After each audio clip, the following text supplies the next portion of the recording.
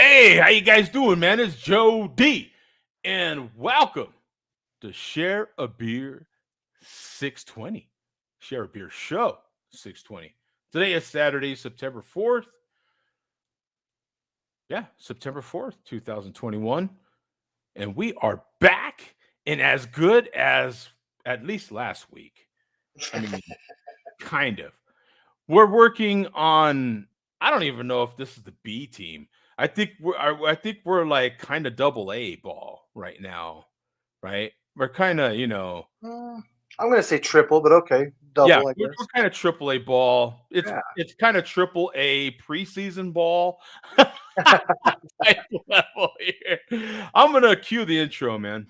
Special fuck you shout out to Joe D and the rest of his craft beer cunts. Just noticed he's fucking talking shit about the malt liquor drinkers on YouTube. Fuck you, Joe D. You fat piece of shit.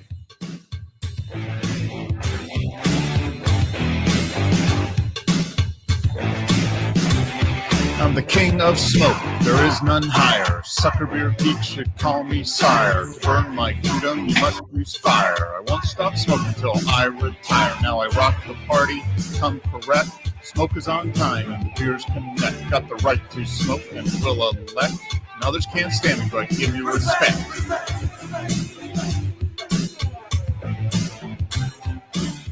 All right, that was MC Marky Mark, who is Cheers to him on that. Yeah. a solid cheers to him, man. We definitely will give him a golf clap for that, man. That solid as usual. Now Marky Mark might not be with us today. We gave him the day off. Every once in a while we give some of our paid help a day off. Yeah, I saw his request and I was like, what the hell's going on? So I was like, all right, well. Every once in a while. And Bum also requested a half day, so we permitted him a half day as well. I mean, we're full generous here. It was actually part of their contract renewal. We added another zero, and we also to the end of their check, and also granted a bonus day off. So That's right. Joe D and YouTube has been pretty good to us, so I can't complain. Exactly. Yeah. Craft beer has been so good to us this year, right? That we grant people days off here. I mean, that's how we roll. Oh yeah, beer show. That's how we roll around here. That is how we roll. And don't you MLEC forget about it. Malt liquor can't afford that. They're on tight budgets, man. Are you kidding me? Oh yeah, no, I know. Even though I saw some Schlitz 2 for $4 today, I mean, good luck with that. Yeah, right. Yeah. So we've got a lot happening in the chat. We've got some people that claim to be taking over the show, in the chat. Yeah. Oh, look at this. We've got Jody already thinking about canceling when he sees the dogs in the chat. I don't know what that means. I don't know, dude. But what does that mean? I have no idea. I think they could have called him on his day off. We granted him a day off, and even No, I'm just here for a few minutes. Just for a few minutes. okay. On his day off. Not dedicated. Not dedicated. Day off. And even No, I'm just here for a few minutes. Just for a few minutes. on his day off. Dedicated. And also, we get to hear him a couple of times. That's wonderful. That's because I'm so great. You need to hear me twice. Exactly. that's the MC in him. That's the rapper. That's right. Figured I'd just drop in, bust a rhyme, and then leave. And since while Mark is here, real quick, we do have a very sad announcement to make. The end of the Rocky Mountain Audio Fest. Yep. Rest in peace, Rocky Mountain Audio Fest. R.I.P. Rocky Mountain Audio Fest. It is no longer. Do us all fucking favor, Mark. just fucking ended. Okay. So he did. I mean, Yeah. he did. Yeah. So tell us about what you have in there, Mark, and don't disclose your location. No, I'm not. It's a beer within a 500-mile a brewery within a 500-mile radius of where I am. Ah. Three Floyd's Gumball Head. Ooh, Gumball Head. What is that like? So is that like This is a wheat pale ale. Oh, okay. So this is Three Floyd's is a brewery that is kind of a cult brewery. People are all the beer geeks are into it. Hey, thanks, Chairman. It is trash. Yeah, it's damn good trash though, high quality. But no, this is a good beer. It's a wheat pale ale. Very tasty. Haven't had it for a few years. Last time I had it, I was traveling up to Chicago to try to go to that brewery that sends you beers, but I can't get even if I go to the brewery. So it's been a few years since I've had it, but it's a good beer. Nice color, good head. Wait, oh yeah. Oh yeah. Oh yeah. That's very important. Oh yeah, gotta have good head. So how is the vacation going so far? Oh, it's going great. Yeah, undisclosed location is perfect. Oh, don't disclose. Yeah. Yeah, it's going very good. Yep, enjoying the time away from the ATL. So I figured I'd bring some frailness to another part of the country because I'm taking it on tour. I'm going on tour. Yeah. Yeah. Frailty on tour. That's right. People can't get enough of it. Yeah. That's funny. We got to spread the. I mean, apparently the MLDC can't get enough of it because that's all they talk about when I'm on. So that's right. Hey, yes, make. I figured there must be a demand for it somewhere. So I figured I'd take it on tour. You can make America frail again. Is what we can do. That's funny. Spreading pencil lead across America. That's right. Maybe you can have black hats, or maybe yellow hats with black lettering. Boom. Yeah. Right. I think so. Yeah. With and I couldn't be a number 2 pencil. I'd have to be like a number 1.5. Exactly. A little frailer. Exactly. With that, what millimeter is the lead on those? It's frail. It's skinny. Is it 10.10 millimeters or something? I don't remember. I don't remember the size. I'm way out of my lane there, man. So yeah. Oh, what is this? Abandoning the ship. Good God. Oh, yep. Pencil neck Mark is curled up in the fetal position. Yeah, I'm curled up. You can tell, just right in the fetal position. Yeah. Yeah. Just. Yeah, they are. Hey, speaking of dogs. Oh, there you go. There's a real share beer dog right there. Yeah, there's a real dog. There's a real dog. None of these fake ones in the chat. Yeah, none of those fake dogs. Dog. We got real dogs here. Dog. Right. Do you think every time I say dog, I think those dogs in the chat should drink? Mm-hmm. That's what I think. Yeah. I'm gonna post a link in there for any dog that might want to get in here. Yeah. That's so looks like you two can probably handle the show here. It looks like Bum is going to be late. Is that what I hear? Yeah, that's the rumor on the street. Okay. That Bum's going to be a little late. So, how did, if any, real quick before you get out here, how did those hurricanes or hurricane? I don't necessarily know. How did it impact you? We got 1 inch of rain in Atlanta. 1 inch of rain. We got barely nothing at all. Yeah. Well, 1 inch of rain in Phoenix would devastate us. Yeah. we didn't get anything. We were on the right side of the hurricane, so we didn't get all the moisture was on the other side. So yeah. So no, it was fine. It was a non-event for us. Not so much for people in the Northeast, but yeah. Oh, and there's a claim that Mark is hanging out with his mother. Yeah, there's nothing wrong with hanging out with your mother. Are you against mothers? I think against mothers. Anti-mother. Yeah, he's definitely anti-mother. And there's also a claim that the link is 404'd. I don't think so, pal. No. I think if you have a malt No. liquor in your hand, it is No, it's because 404'd. yeah. It's The just because link knows. Google knows to not let people. that's the malt liquor talk, and he just doesn't know how to click the link after a malt liquor.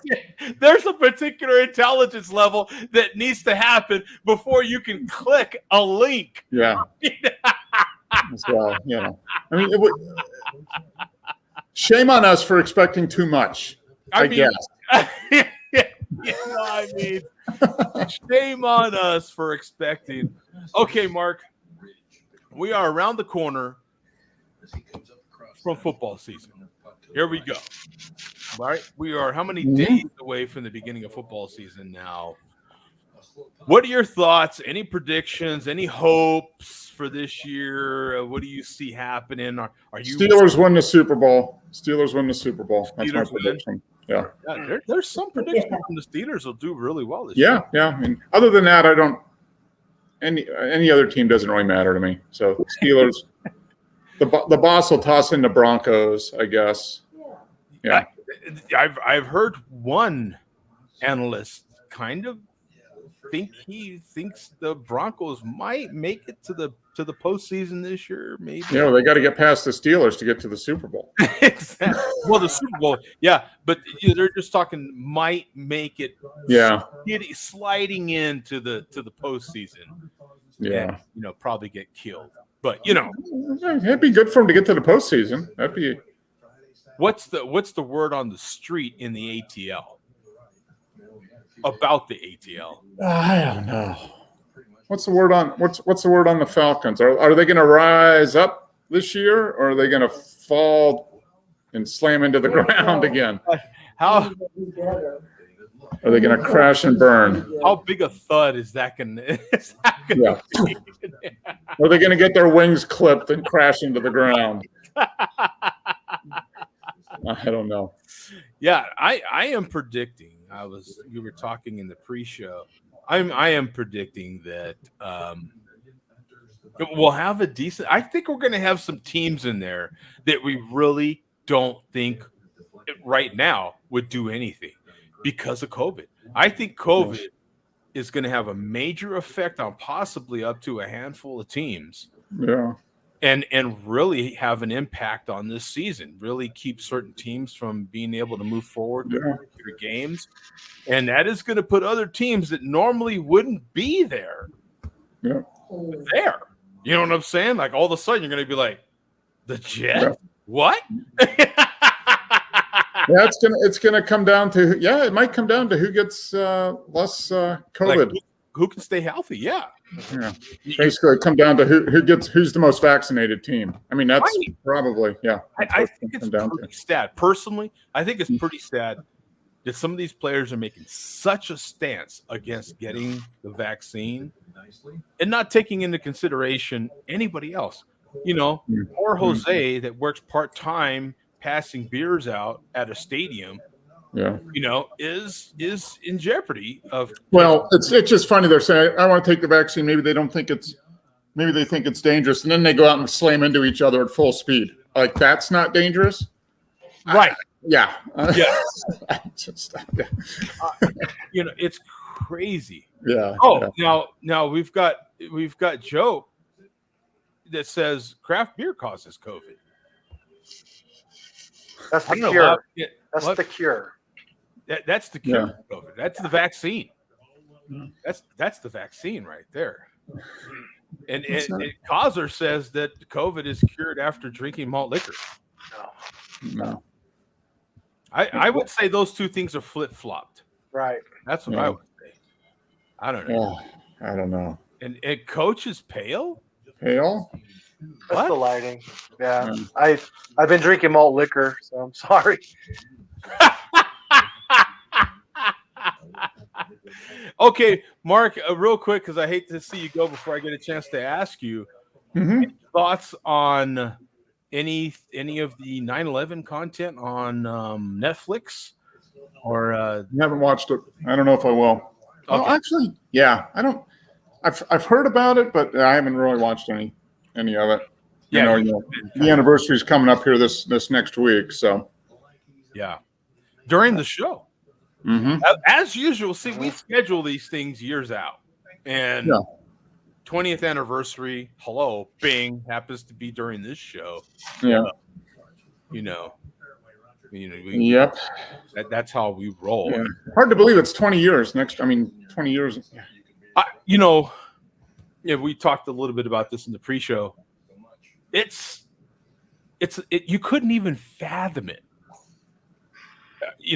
A month or 2 months after this happened, what life was going to be like next year, let alone 20 years. Yeah. And look where we're at 20 years after such an event like that. Yeah. Yeah. Yeah. Well, life goes on. I mean, it was a major event, but here we are 20 years later and, still remembering it. Oh, wait a minute. This is a first. Get out of topsy-turvy land, Joseph D. Ooh, Joseph. I don't know that I've ever in the history of this channel been Joseph D'd. Yeah. Did you used to get called Joseph when you got in trouble? Trouble, yeah. When you got in trouble as a kid, did your mom go, Joseph? Yeah, Joseph was so rare that was the top, 1% of trouble right there. Yeah. You if knew you heard Joseph, you knew you were screwed. You were in so much trouble at that point. There was not a chance of there not being any pain directly connected with said trouble. You heard just as you heard the end of Joseph, you felt the belt coming right across your butt. Yeah. You could feel the impact of a lot of pain about to happen. Yeah. And it was going to be on my behind somehow or another. Yeah. Right? Yeah. Well, Joseph, I'm going to let you and Pale Coach go. Yeah. Enjoy the show. I'm sure you can hold down the fort. Don't let anything go too off the rails. Okay. Although I did show up for the show. Maybe that'll help. I don't know. Or it might prolong it a little more. Yeah, just delay it a little bit. Tell the boss. If I check the replay tomorrow and it's like 6 hours long, then I'll know. Yeah.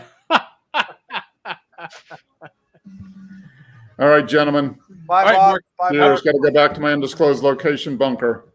Yes. All right. Go to your bunker. Later. Bye, my friend. Bye, boss. So, Mark reads the movies. Oh, effing lizard people. Reptilians. Is that Reptilians? yeah, reptilians.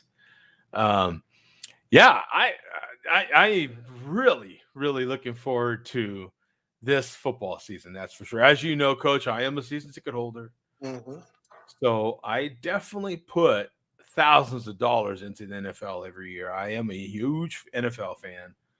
Love football. Love going to football games. It is highly entertaining. And with all that said, baseball is still one of my favorite sports. It's definitely one of my favorite events to attend. Now, there's a claim here that I can barely read. Now, the problem with that whole sentence is that I can read it all. I don't know. Right. The problem is when the malt liquor community spells, it's not correct. So we're trying to decipher. Right. And we're trying to figure out, because they don't know what decipher means. We're trying to figure out what the hell you guys are trying to spell. Words with no more than 2 syllables. I mean, don't go past 2 syllables. This is for you guys at MLDC, because Bum's not here. I was going to drink some Schlitz. I couldn't do it. So I'll have an ice house for you guys. This is for you guys. Hey, we haven't seen Neil Young in here for a little bit. Hey, peace, Neil. What's up, brother? What's up, Neil? Good to see you. I'm having a best made grape punch pickle beer. What? From Martin House. Oh, okay. You talked me into it, pal. Got to look this up. Are you kidding me? A best made grape punch pickle beer? Maybe it's like a sour. I bet you it's a sour. That sounds like a sour beer for sure. Martin House Brewing. Let's check it out. Yeah, let's check this out. Never heard of them, but Yeah, me neither. foamy head. We're about to. I'm going to share the screen right now. $100 says it's a sour. We'll check it out. We'll find out right now in a second. Here we are. Boom. Sour. Head right here. Fruited It is sour.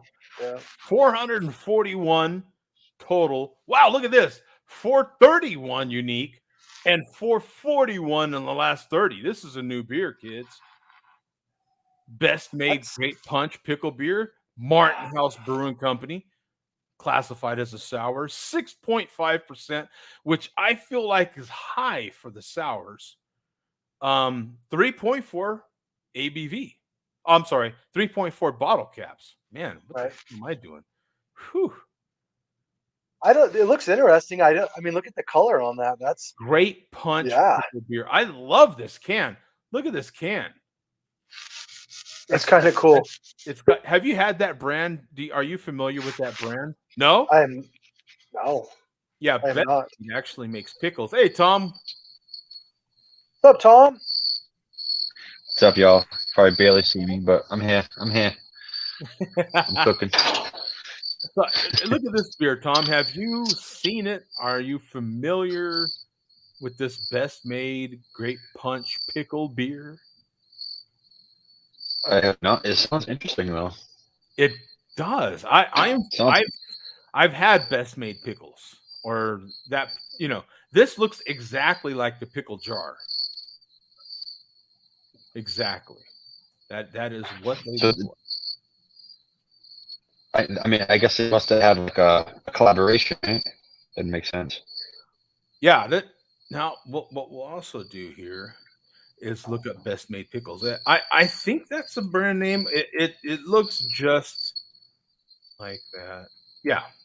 Best made pickles. Here you go. So that way you can get, see, here's the pickle jars. That way you can get a look at what they actually look like if you're not familiar with best made pickles. Hey Joe, talking about pickles, when you talking about that 505, that jalapeno, whatever the heck it is, that you like to use on your eggs and stuff. Oh, yeah. So I ordered it off of Amazon. It was like a big 40-ounce thing of it, and I'm like, oh, this is gonna be awesome. Oh, the green chili. I get home. I get home. I get home, and there's just a package with in a bag.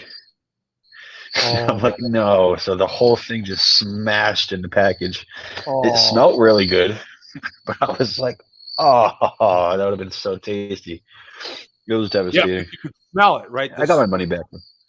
The smell is incredible. Yeah, it smelled really good. Order some more. You'll I gotta order more. Yeah, I want to. You can get it at Costco, right?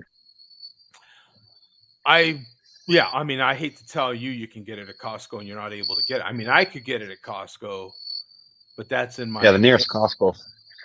The nearest Costco for me is like 45 minutes, about almost an hour away.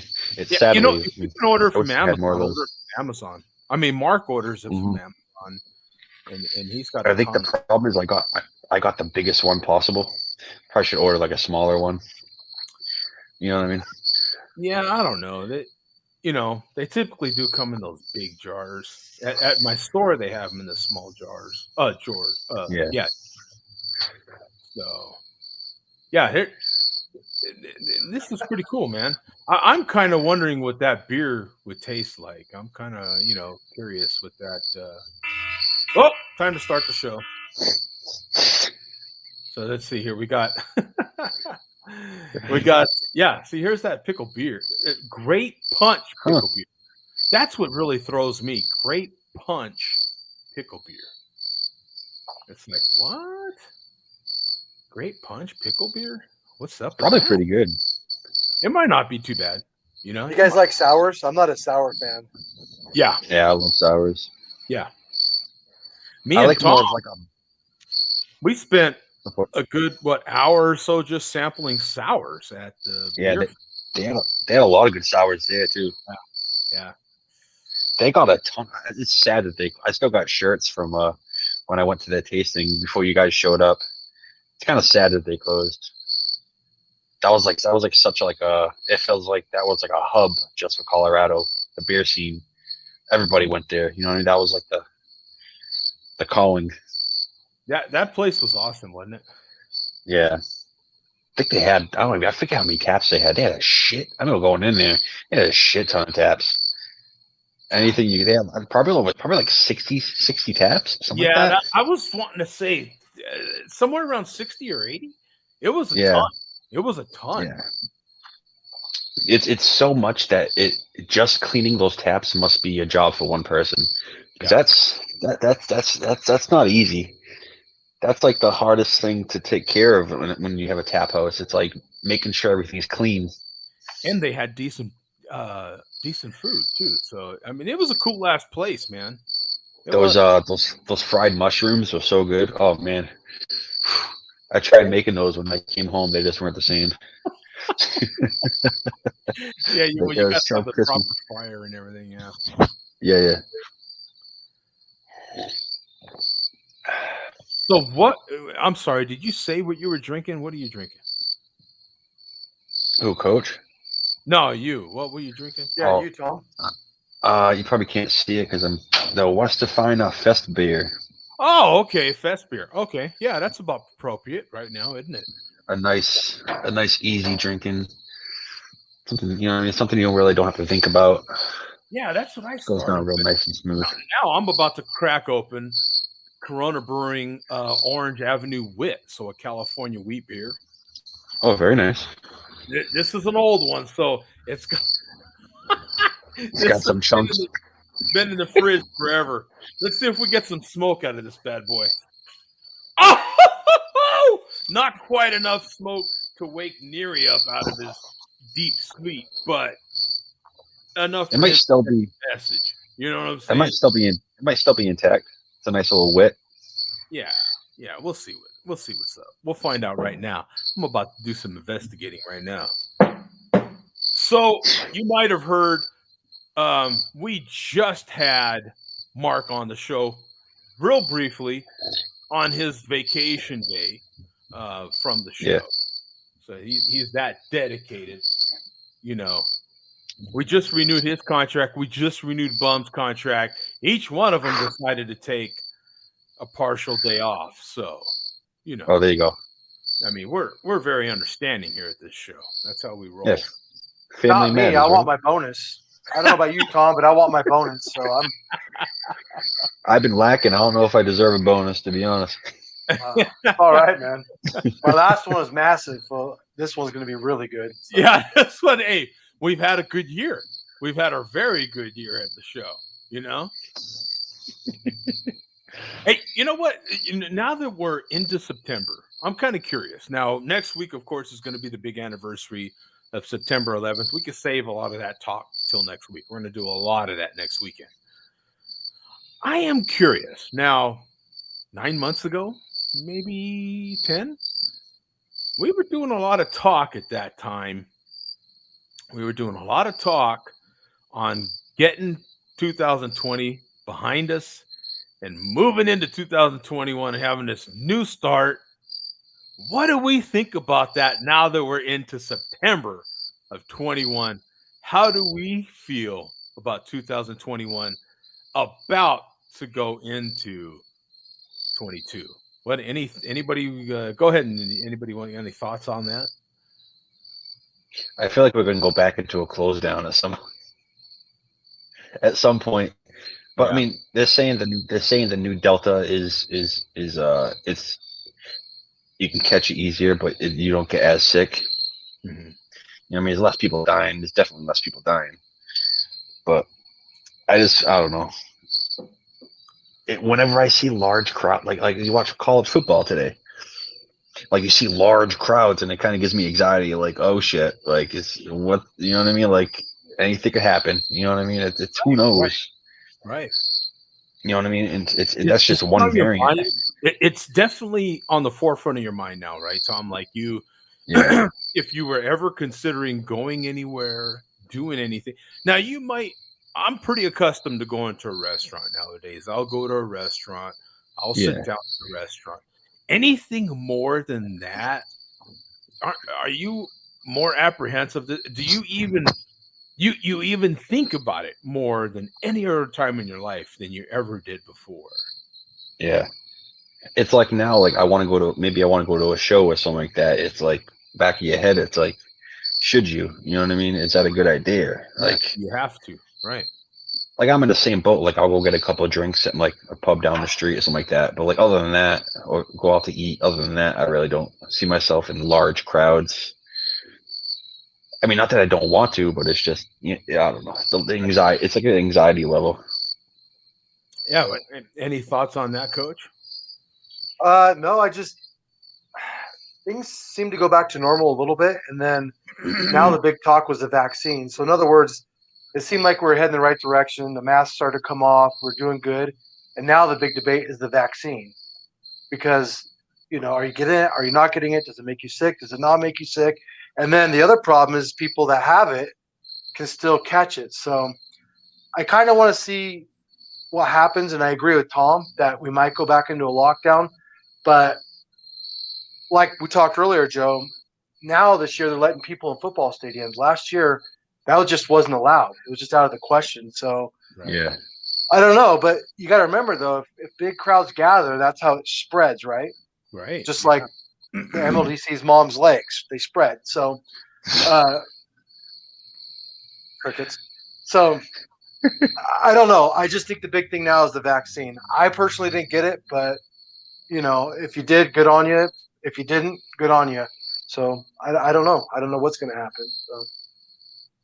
Yeah, I gotta admit, it's on my mind. I am, days away now from starting to go to ball games myself. I definitely go to football games. But it's on my mind, man. Like, how am I going to go to this game?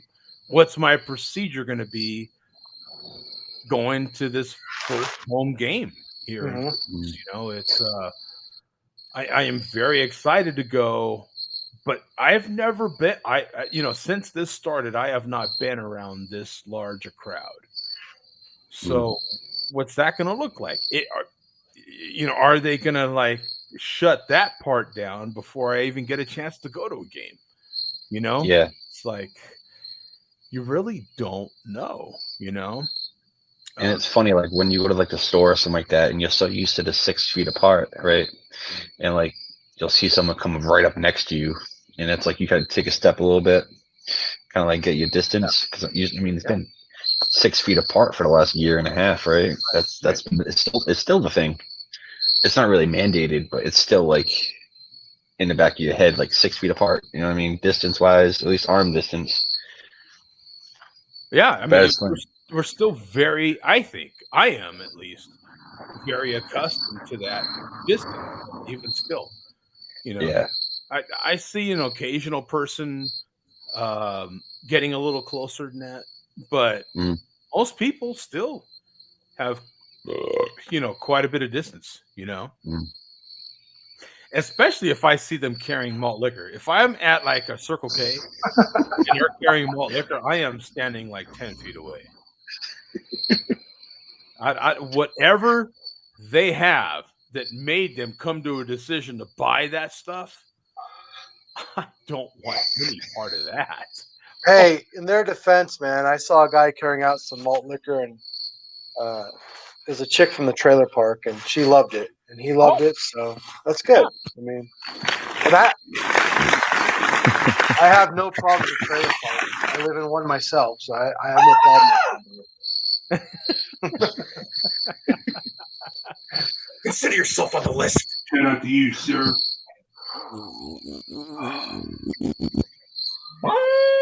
Liquor. Yeah.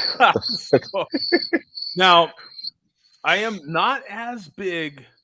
I don't follow the Dodgers like I do the Rams, but the Dodgers are playing a pretty big series right now for us. It's between us and the Giants. We lost yesterday's game by one run in the 11th, but we got another game right now, and I go Dodgers. I know they did really well during the what is it? The last couple days of picking players up. What do they call that? They picked up a pitcher, right? They picked up a pitcher, then they picked up they did. I think. I free listened to agency. sports radio. Yeah, from the Yeah. Oh, Listen to sports and radio, and they killed. I know they said they were like one or two best teams in off season, not the off season, but you know what I mean, picking up players. Yeah, they have a pretty good pitching lineup. I've heard. Oh, bad like killer. Yeah. Yeah, absolutely, man. Absolutely. Baseball's hard to keep up with. There's so many players, so many games, so many things going on. It's insane. Football is like 1 week, 2 week. Right. You know, it's a little easier. Baseball, it's like every day they do. Sometimes they do 2 games a day. Sometimes it's crazy. It is tough. Like you know, especially if you're. Hey, what do you? Okay, here's another thing. And how do you guys feel about this? Because this you can do from home, you can do from anywhere. We're about to get betting here in Arizona. Betting hasn't, you know, online betting hasn't been legal here. So DraftKings and all that sort of thing is about to be. It's a big deal here this year. That's been illegal the whole in Arizona. But you guys have casinos down there. We have casinos, yeah. But your DraftKings and all that is about to be legal. So it is all you effing hear about. It's everywhere. Oh, they're advertising like crazy. Yeah, you cannot escape it. It is everywhere. What's your thoughts on betting on ball games, man? If you do bet, what do you bet on? Is this football? Is that the one thing you do bet on? If you do bet, how do you feel about that, Coach? Oh, you're muted. Did you mute yourself? Couldn't hear you. Ah, yeah, we still can't hear you. Huh. Can you hear me? I can hear Tom. Yeah, we'll throw it Hear to me? you, Tom. Yeah, there you go. Okay, There good. you go. Yeah. Can you hear me now? Yeah, Yes. Verizon, can you hear me now? right? Exactly. Yes. See. The only time I bet was in Vegas, and that was on a boxing match with Pacquiao, and I think that's about it. So, I mean, I like it. It's fun because when you watch the fight, there's more thrill to it, right? Because you have something to win or lose. So, yeah. So I enjoy it. So hopefully all that goes well with you guys down in Arizona. Joe, throw $100 on the Rams. See what happens. I don't know. You could make $500 if they're the underdogs. If they're not, I don't know. Well, this year, I mean, come on, man. We're the team to beat this year, man. You know what I'm saying, man? Like we're one of those teams this year that a lot of people are predicting to go a long way. So, but you never know. Neckbone McGrizzle's right. Bum is struggling. You're right, Neckbone. He's in one of the rooms in the big house. Yeah, he's trying to get in here. I don't know. I'm gonna let him sit in the green room there and figure it out. He's not. He's here. He's trying. He's queuing up. Actually, he's queuing up. Yeah. Hey, Tom, what do you think about betting on sports, man? How do you feel about it? Do you do it? Well, DraftKings. When I look at DraftKings is more of like you're not really doing odds. You're creating teams to bet. You're creating teams to be. You're creating your teams with a certain salary cap that they give you, and each player has a different price towards them. Oh. And you're basically say like they give you $60,000, and then each player has a certain price tag. Oh yeah, I've done that before. So then you build your team around that price tag, and then it's usually like that one player that you wouldn't think that would do very well but does well, that gets you over that top. You know what I mean? Or you can do like 1v1. You could do like just off of one person. You can face another person. That's where people usually make most of their money. If you feel really confident and you know you can just beat one person, you just play your players. It's definitely different than like playing like at the casino where you just go odds. if that makes sense. That seems a lot more complicated, and anything complicated is favored towards the house, right? Like, Right. Yeah. It's not though. I played a league where it's $200, Tom. I know exactly what you're talking about. And Joe, I bought Todd Gurley when he played for the Rams for like $30. But that's $30. That was a lot of money just for one player because all the other players cost what, Tom? Between like 8, 9, 10, and $20. But Todd Gurley was like expensive. So no, I know what that league is. I haven't played since then though. That's interesting that you guys are going to get that, Joe. It's actually really fun. So you have the potential to win a lot of money or lose what you throw in. So I'm just not a better. Yeah. Admit, I play the lottery. I'll put my 10 or $20 on the lottery. That's the extent of my gambling right now. I'm not a big gambler. Oh, hang on. There's Bum. Hang on.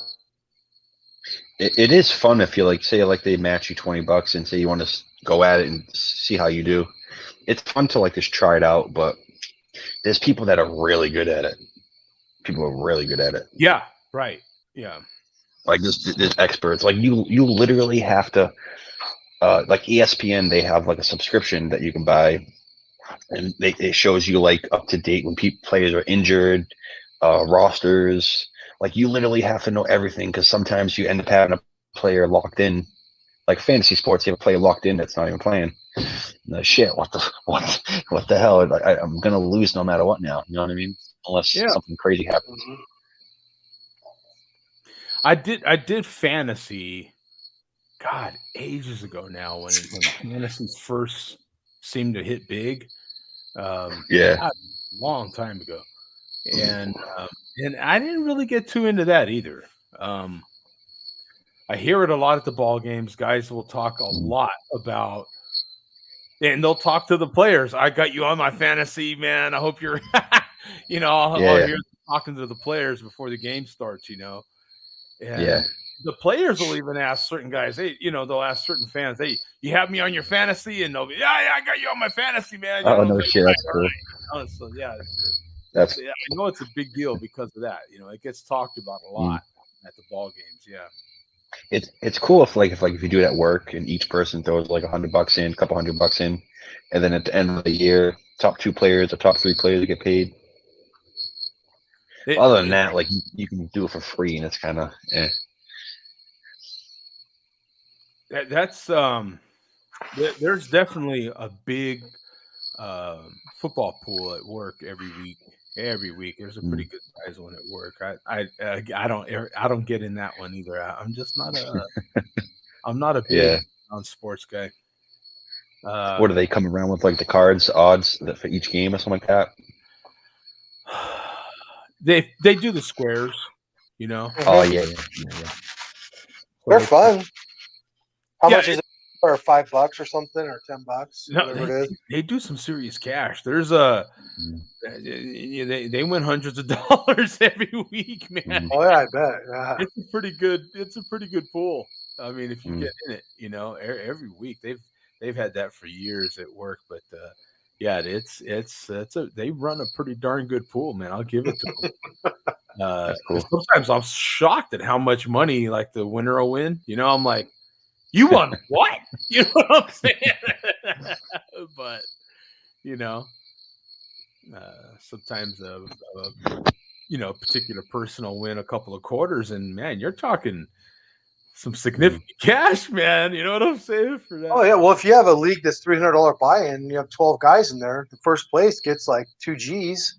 Yeah, it's not quite thousands of dollars, but it's hundreds. You know what I'm saying? Yeah. Like, right. That's significant, isn't it? Yeah, that's what I'm saying. I'm like, hell yeah, That's my lunch money. Right? Yeah. Yeah. That's a few burgers at at In-N-Out. You know what I'm saying? Like, yeah, that's that's helping the cause there a little bit, man. That's what I'm talking about. Let me see here. There's a few comments. Let's get to some comments here. Tom delivering the soundtrack to this stream. Crickets, right? That's good. Jody blocks perfectly good. Even balling rap. Yet Tom gets a full soundtrack. What the hell are they talking about? I have Crickets and soundtracks. Well, the crickets are in your background. You've got tons. Oh, you can hear it. Yeah. Oh, my bad.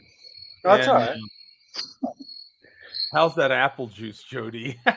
I guess it does look like apple juice. That's hilarious. Yeah. Okay, I'll crack something now that's definitely not apple juice. Let's talk about this bad boy. Oh, how was that last beer? Was it all right? It was okay. Yeah, again, nothing to brag about. You know, it's a wheat beer.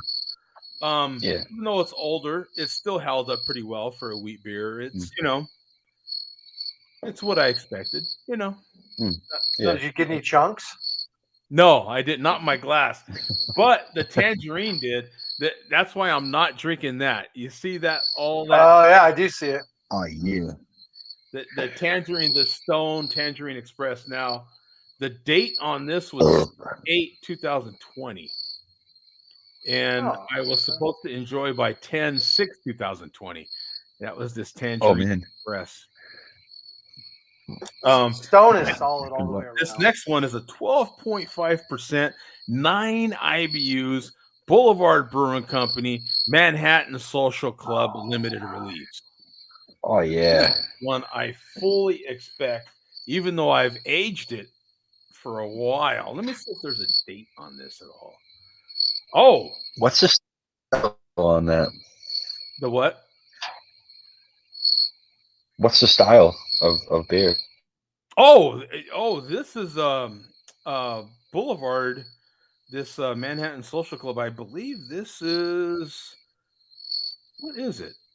Is it it's not a barley thing. I swear I've seen that before. Oh yeah, no, I've had it on here several times. Let me see here. Let's look it up here and I'll tell you. Yeah, Boulevard. Isn't it barrel aged? I think that's barrel aged. Boulevard. I'm forgetting, man. I'm horrible at remembering all these things. Manhattan. Here we go. Manhattan. Boulevard Brewing. Add it to the stream here. Oh, a rye beer. There we are. 4,900 altogether. 34 in the last 30 days. There's 34 other people think exactly like me, which is beautiful. 4 bottle cap rating, 12.5%, 9 IBUs. Imperial Rye Ale, aged in rye whiskey barrels. There you go. With cherry. Wow. Other adjuncts are brown sugar, nutmeg, orange peel, and cinnamon. The finished product has an underlying sweetness that dances below the spicy and herbal notes, truly reconstructing the flavors of the original. Here, in case you couldn't see mine, here's some photos that you might be able to see much better than mine. And we'll crack this bad boy open here in a second. Now, it is much closer to room temperature right now, so I should and expect to get everything out of this rye. Oh yeah, that's gonna be spicy. It's gonna have a nice little kick. Yeah, it should have, right? You expect a little kick. I expect to get some orange peel. I expect nutmeg, some sweetness, and some cinnamon. So definitely cherry. Let's see, man, what we get. Let's see. First of all, let me go full screen here. Let me. I am expecting. First of all, boy, I rarely go full screen. I don't like it at all. Look at that. Those bottles are made for smoke. Let's see if we get some smoke.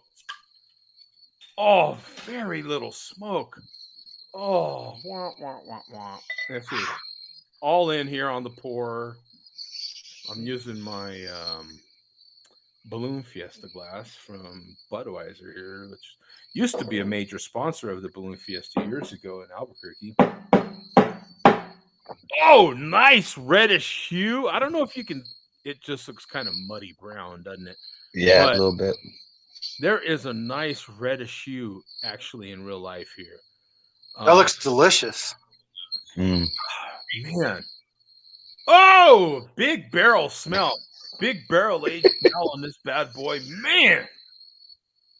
Yeah, and you do get some of that kind of rye. You know how a rye beer smells, Tom? Like you get that kind of rye beer smell.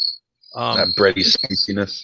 Yeah. And I'm getting a little, the cinnamon's almost gone, but I'm getting some of that I'm gonna post another link just in case Bum's trying to get in here again. You get any of that cherry, like a little undertone? No cherry note on the nose, but we'll see here in the taste. I'm about to get into this bad boy. Let's see here. Let's go this view here.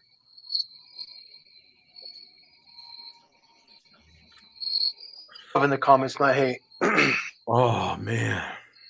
Oh, spiciness. That first thing right off the bat, spiciness. Getting some of that kind of barrel sweetness. You're getting some of that kind of brown sugar, a little nutmeg. You are getting that. Some of that kind of orange peel. What would you call it? A twang. You know, like orange kind of a little bit of that orange peel bite. This thing really held up well, man. This thing really held up well. And look at the head you're still able to get off of this bad boy, man. Look at that. Do you remember that Chocovesa, Joe, that they made with like jalapenos and peppers, and it actually was freaking spicy? Oh yeah, like it hurt. Yeah, is it like that or more mild? Yeah, no, absolutely. Yeah, no, the when you get a good rye, it'll have a spice note very similar. It won't linger. This doesn't linger. You know what I'm saying? But you do get that initial the heat. Yeah, an initial kind of spiciness to it like that. Yeah. But more of a holiday spice, not so much of a chili type spice. Is that too much? I don't know. Just somebody commented pumpkin spice girls as you're saying spice. That's what's funny. It's like they're telling Bum call AOL customer service. Remember AOL? Jesus Christ. That's great. That's great, isn't it? AOL customer service. That is awesome. That is awesome. Now, I know Bum is bummed out that he can't necessarily just join right now. Yeah, because he's like Bum is a hardcore dude, man. He works hard. He is dedicated to his job here, delivering the malt liquor report. Him and Billy D are very dedicated to their job and to their service. And a big salute to Bum right now, my friends. Cheers. Consider yourself on the list. Shout out to you, sir. Yeah, so a big shout out to Bum there. I can tell you what we're missing. If you guys want to know what we're missing. Yeah, who are we missing? The chairman has nuggets, and he's pouring a new gay sauce on there that tastes like wiener. Yeah. That's great. Yeah. Make I love Trump. I love Trump. Make America. Vega with this fucking mask and more gray hair than I have. I only drink malt liquor, and I'm an idiot. And then what's the other guy, Mr. Rogers, that always talks trash? Like, I can tell you what we're missing. We're missing nothing from these people. Right. But they're here for us. So yeah, Foamy I delivered to a house today. I had a few beers in a Balloon Fiesta glass at the hotel I used to stay at in Albuquerque. Huh. Nice. I don't know if I believe that, but okay. What'd you say, Tom? Joe, I delivered where? I delivered to a house today. They had a cutout. The area that I delivered to, there's a lot of Trump supporters, so they'll have like shit ton of Trump everything everywhere. And the one house I delivered to was like a Trump cutout picture of him. Really? Yeah, like in the driveway. Oh. And it was like Trump 2024. I was like, what the hell? Like, bro, I promise you're the backbone of your state is blue. I mean, that is, the backbone of the state is red. There is, listen to me, hardcore Trump supporters here, man. Like, this is, oh my God. With their Ford pickup trucks, they have humongous dual flags off each side of the bed of their truck with giant Trump flags. driving down the interstate, man. It is. I don't think I've ever seen a president have such hardcore fans in my lifetime. You ever heard of Obama? Well, yeah, but Obama wasn't liked by a lot of people, but he was liked by most. But Trump's on the other side, right? Yeah, it's kind of on the other side a little bit, but like this is hardcore fans. It's like, Trump's not a politician; he's a businessman. Yeah. The exactly. And I was one of them, man. I have to admit, I was one of them. Just a hardcore Obama dude. Obama was my dude. For me, you know, like for boomers, Kennedy was their president. For me, Obama was my president. Like that. That's just. I've seen him twice. Did you really? Where at? In Albuquerque. You seen him in person? Yeah. Oh, good shit. Yeah, got some fantastic. I know he has. One of the photos that I took got some recognition. It was. I was very proud of that photo. Got a lot of recognition. It was while he was on campaign. Fantastic. Absolutely. Yeah. Don't even get me started. That was my Kennedy, man. I absolute diehard loved Obama. Yeah, just. Fair enough. I agree. I agree with Trent on one thing only: his hat. I like Trent for his hat a little bit. So. Let me ask you a question, Joe. Seriously, and Tom, does Barack Obama, when he talks, borderline sound like The Rock, Dwayne Johnson? They sound the same. He has like that momentum of voice, like the way that he speaks a little bit, like the way that he slows down. I don't think Joe understands, but. No, I know you've heard it. I don't see it. I don't. Oh, I hear it every time. They have that same. That's a good word, momentum. They have that same energy, like going forward. And they're just very. It's like the same. It's like the same pitch, right? Like. Right. Do you hear it? But Obama definitely he knows how to speak. He definitely knows it. That guy, man. When he spoke, it was impressive. It was impressive. The only other president before that was Clinton. Clinton was pretty good at speaking, but he wasn't as good as Obama. Obama was really good. Have sex with that woman. Yes, I did have sex with that woman. Even the people that didn't like Obama recognized the fact that he could give a speech, man. That dude had like this preacher kind of mentality to him. He could the guy knew how to do a speech, man. And it was the same thing. I wasn't the biggest Clinton fan, but he could also deliver a solid speech as well. He just had a very different way. You know what I'm saying? He had a very different way about him.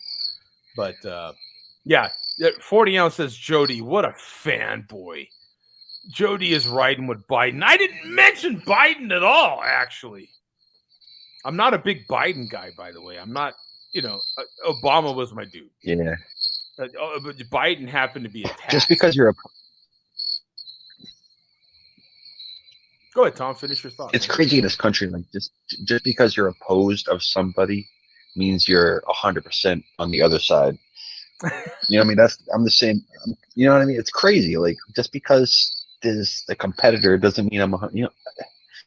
Sometimes you're in the middle and you don't really know where to choose. Right? It's like it's crazy.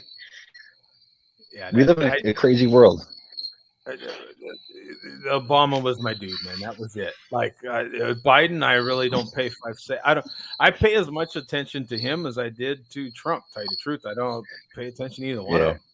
You know what I'm saying? Obama was my dude. That was it. I don't see myself getting that fanatical about anybody.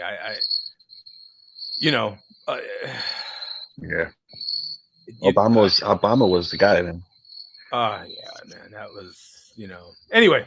There's a reason. Do you mind if I address the MLDC real quick, Joe? Absolutely, man. Okay. I'll just keep it simple. This sums it up perfect, okay? This sums it up perfect. For all the MLDC, if you guys are watching, this is perfect for you guys. Ready?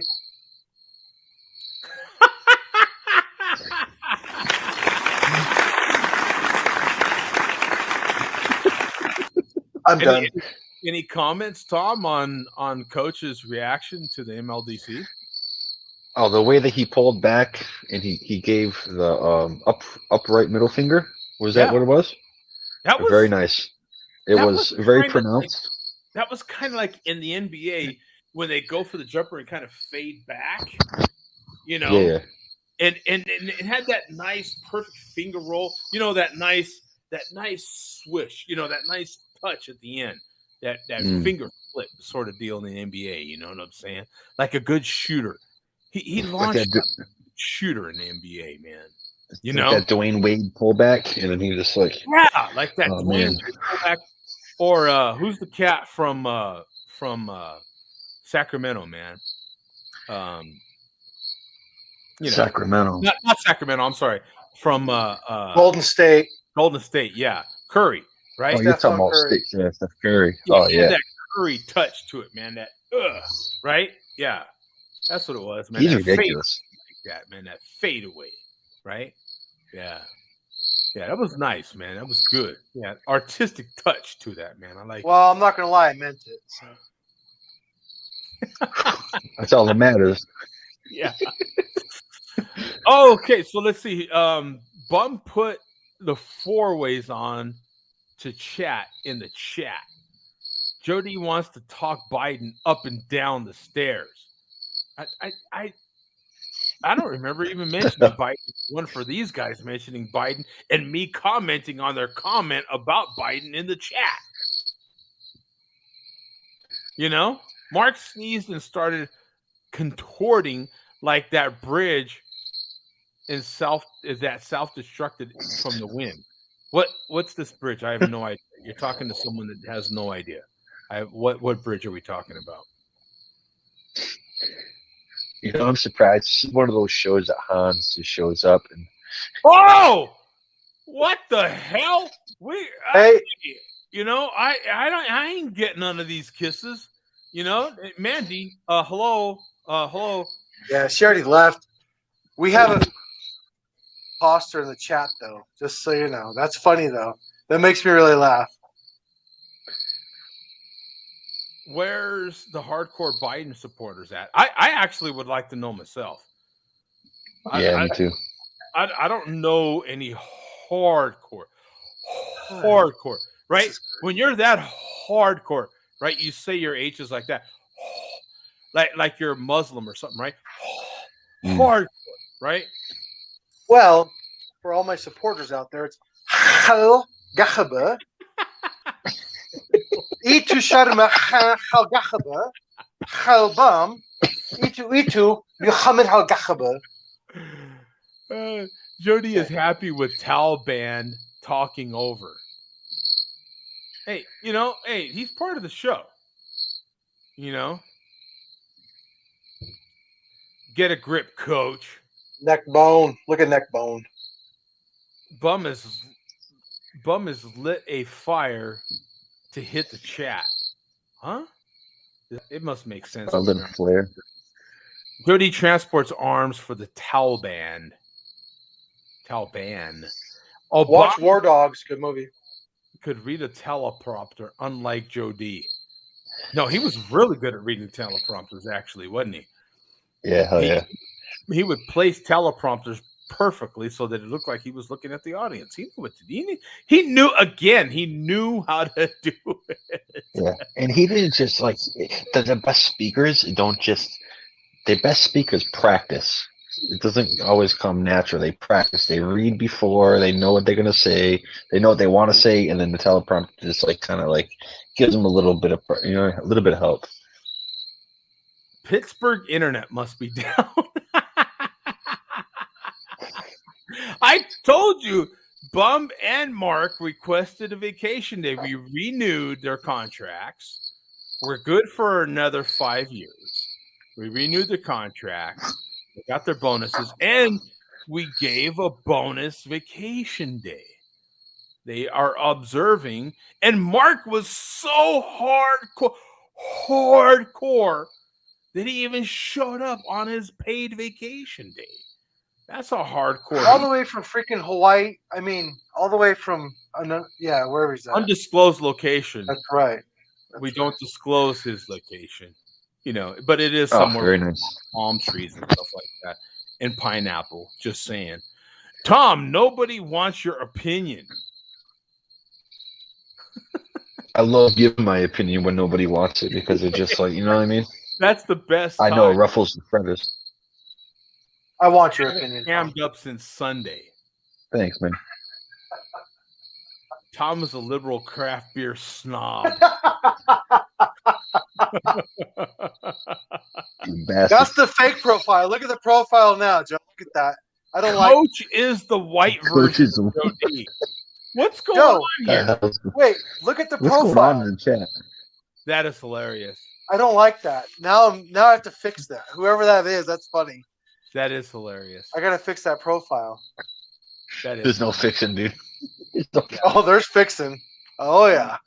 Jody wants to bring in his Canadian and British slangs to hate on America. Jody and Clinton both enjoy cigars dipped in Pouchang. What? Posang? What? Wait. Pussess. I think he's trying to say. I mean, who doesn't, right? Yeah. Hey, how do you enjoy your cigar? I'm just saying. Must be the whiskey. He'll get the reference. Coach unhinged. Coach is on the verge of tears. I am. Can I talk to you guys after this show? Is that all right? Wait. Yeah, Coach. We're here for you, Coach. We're here. Coach is out of control, dog. That guy has the best name ever, Joe. By the way, just saying. Yeah, Neckbone McGrizzle. Ice House tall and dog. Good dog. I have no idea what that just meant. That was a Roberto rant. What is going on in the chat? Yeah, that's I have no idea. It's almost like he is used to tilting his head back and taking big gulps of liquid. I like that profile. You motherfucker. I don't like that profile. Good, man. That Roberto. Yeah. He Roberto'd the bird. Hey, is that a negative? Coach, is that a negative? Are they still talking about your bird flip? Yeah, I think so. You see the common denominator here? Yeah. They're all about to go into seizures without bum. They're losing their shit without bum. They're trying to get they bum. Really are. They're like, Joe's trying very hard. So is Tom. But they're going to lose their stuff if bum doesn't show up in 2.5 seconds. So it's like a crack addict. These guys need their medicine. They're not getting their medicine, and they're all just freaking out. I need my crack. Where's my crack? Well, they're going to rob their mothers.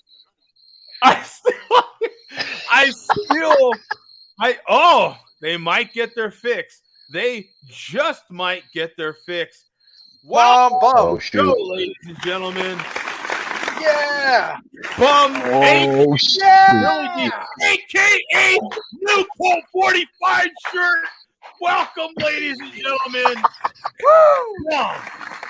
This is great. The malt liquor reporter, the one and only, with an autograph. Billy D, Colt 45, works every time. Sure. Dude, that is an awesome shirt. Yeah, actually it is. It's high quality. It's only $20. It's amazing what you can find on the internet. Well, this is like when the Americans ran in with their helicopter to save everyone else from the Taliban. Yeah. Like they're talking shit, guys, and you just came with your helicopter and the Taliban ran. Yeah. Man, that was great, Joe. That was great. That was an incredible introduction. Getting all the attention, so he gives him a 404 ring. Well, here's your answer to that one. Right? Any comments on that?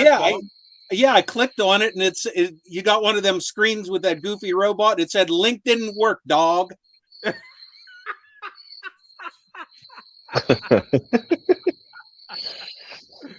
Yeah, well, we finally let the link go through.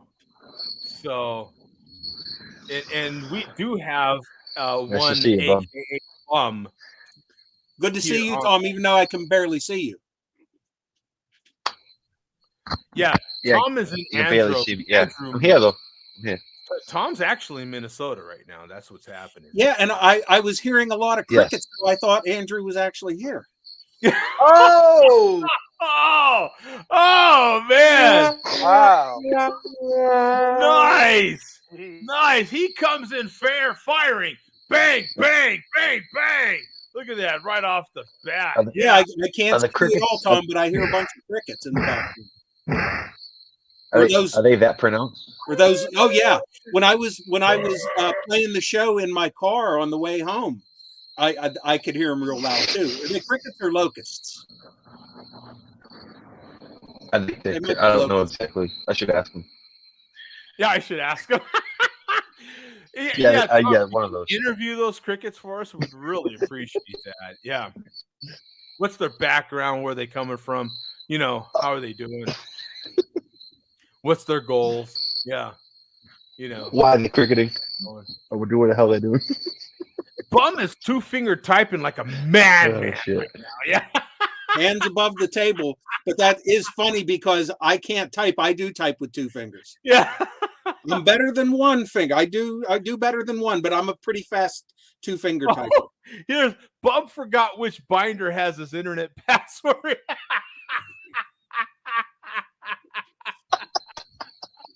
That's a good one. That's a good one.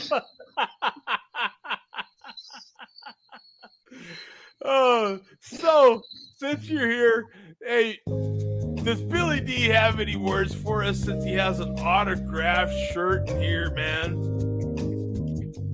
There's Billy D. Oh, yeah. I'm wearing the shirt because Billy D is going to be extremely disappointed that I'm not going to drink Colt 45 tonight. Oh, man. Yeah. Wow. What's up with that? I got a lot of Colt 45 coming up. I have debated what I was going to drink tonight. And, I just finished off Old English the whole month of August. I still have and will have some more Old English to drink, including this 16 ounce, which I was considering for tonight.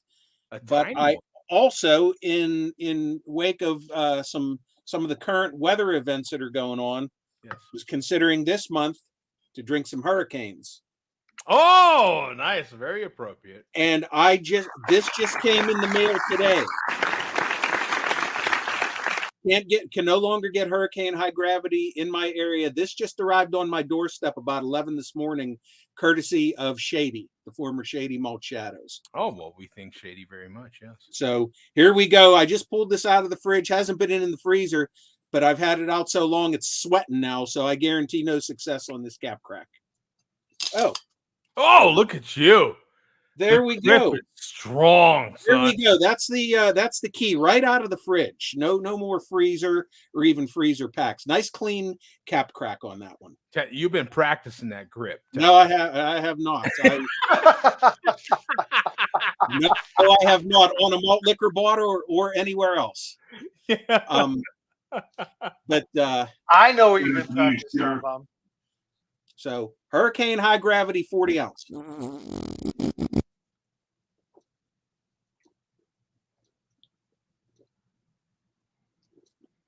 And this is my first beer of the day, by the way. What a way to start. Fuck you, Canadian asshole. Thanks to Shady for this.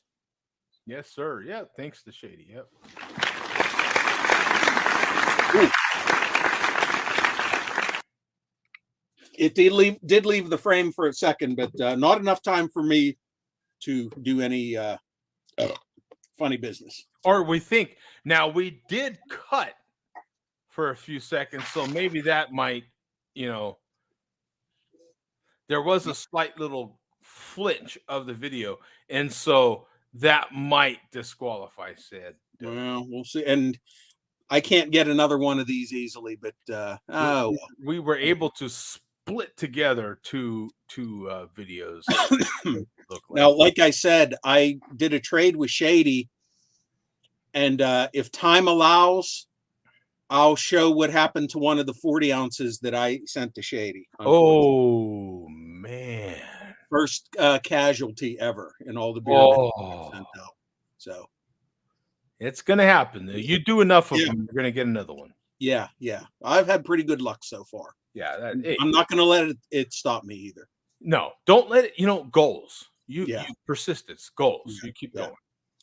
So okay, we got a lot of chairman and we got a lot of Moeller this week, and we're gonna get a lot of Moeller because we're not going to see Moeller for a while. He started sober September, no alcohol, all through the month of September.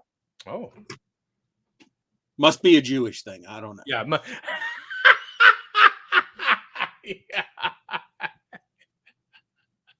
But for now, we're going to start with the chairman from last Saturday's sauce review, which did not get uploaded, I don't believe, until after the show was over. Oh, we there's something here.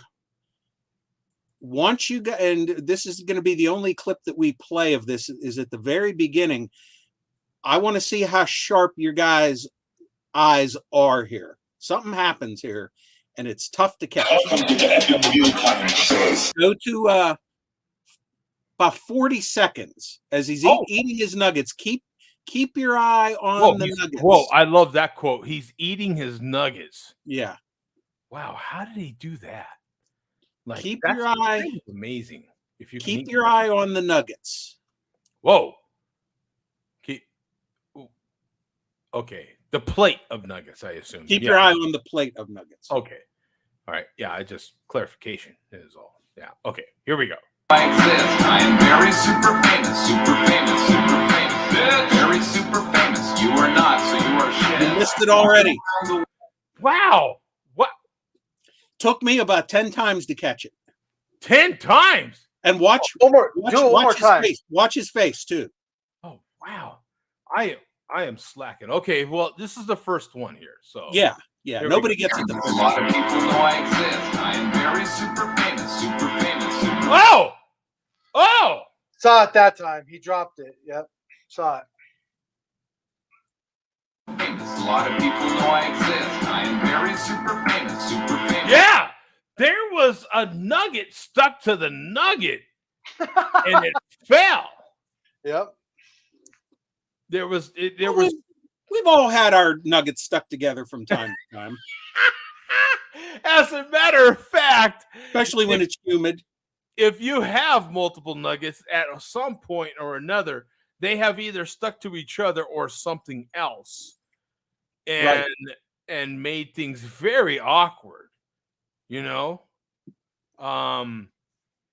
I get it. Yeah, and there was a slight head shake there, a little acknowledgement of losing said nugget. Yeah, let's rewind the tape here and play it back kind of little by little here. That way we make sure everybody, well, I don't know. Can you set it to, how at the speeds, can you go slower? Yeah, I think you can. Slower? Oh, thanks, bum. Look at this. Yes. Okay, we can. All right, here we go. We'll mute it. Yeah. Look at this. Here we go, kids. Oh, this is unprecedented. This is the first time we've ever done this. Super slow-mo. If I had chalk, I could be the John Madden of malt liquor video here. Now here, there it was. That was the moment. Did you see that, kids? Right there. That is the breakaway. You could see the other nugget right there falling from said other nugget. The moist nuggets. That is my opportunity right there, kids. That is the opportunity I get a chance to say moist and nugget at the same time. You stop it now. Yeah, stop it now. Yeah. We rewind so you can see He reaches in for nugget. There is additional nugget stuck to that nugget. Oh, and the breakaway right there. It just happened. Look at that. Boom. And then there's the head shake. There it is. The acknowledgement, the look down, the disappointment, the self-loathing, the loathing, the question in his head. What do I do with that nugget that hit Mom's garage floor? What do I do with the nugget? Stay tuned and you'll see what he does with it. Look at the head shake. There it is in super slow-mo, kids. Super slow-mo. You only catch that right here on the Share Beer Show Malt Liquor Report. Look at that. Boom. We got to do this more often, Bum. I kind of like this. This is nice. Look at that. Oh. He made it all in. He can fit a whole nugget in his mouth.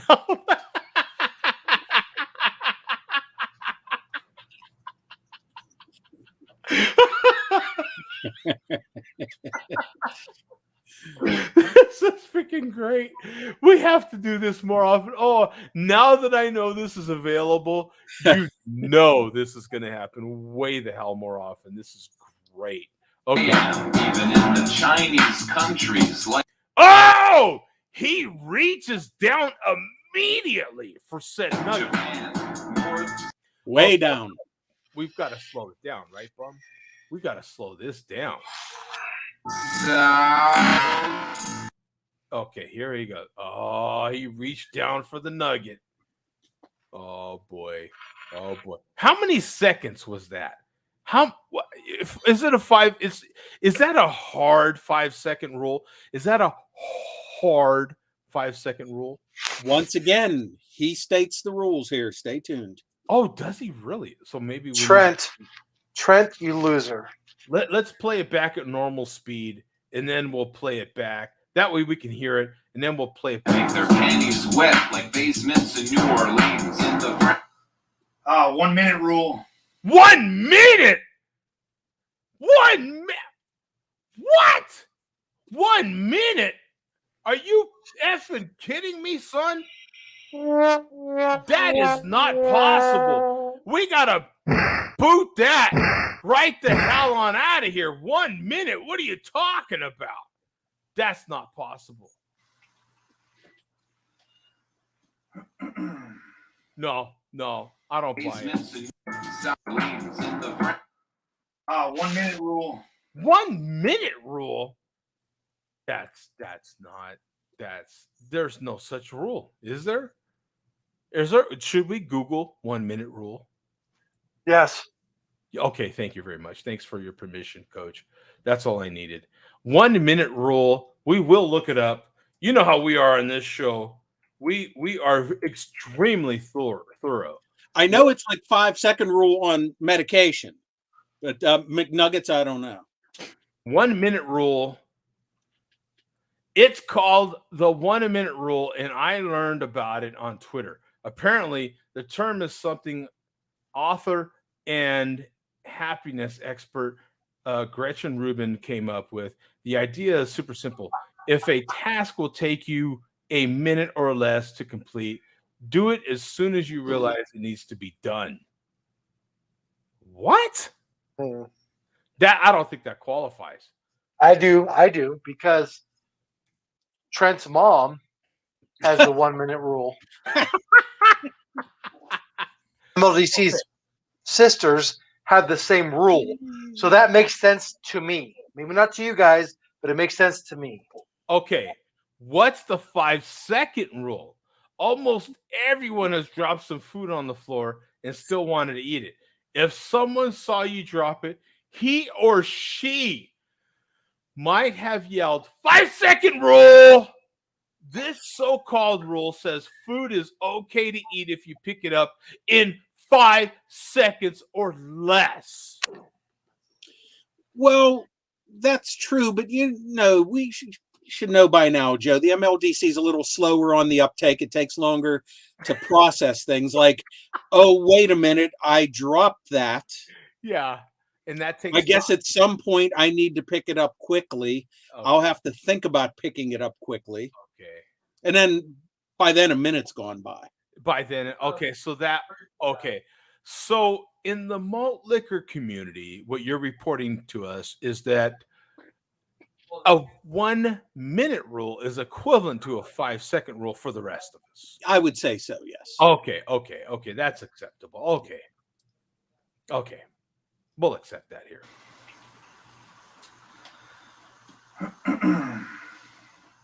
Saucy Saturday again. Yeah, because look how long that process took. That was about a minute. That was a full minute just to process whatever in the hell that thought was. 1 minute rule. And here goes another minute. Look at that. Saucy Saturday. Yeah, that was about a minute.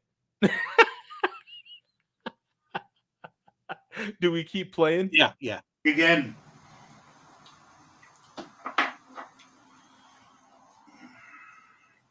Uh-oh. Little mambo sauce will take away the dirt on this nugget. Actually, kid's gonna wake up and be like, I'm the only kid who woke up with a fear. And that's it. What's going on? I think that. And he put it on the floor. Well, that's just his temporary sauce before he opens his new sauce for the week. Oh, okay. Because there's ample space right here, and right here, and right here, and right here to put said, I think the mambo sauce was just to kill any germs that were.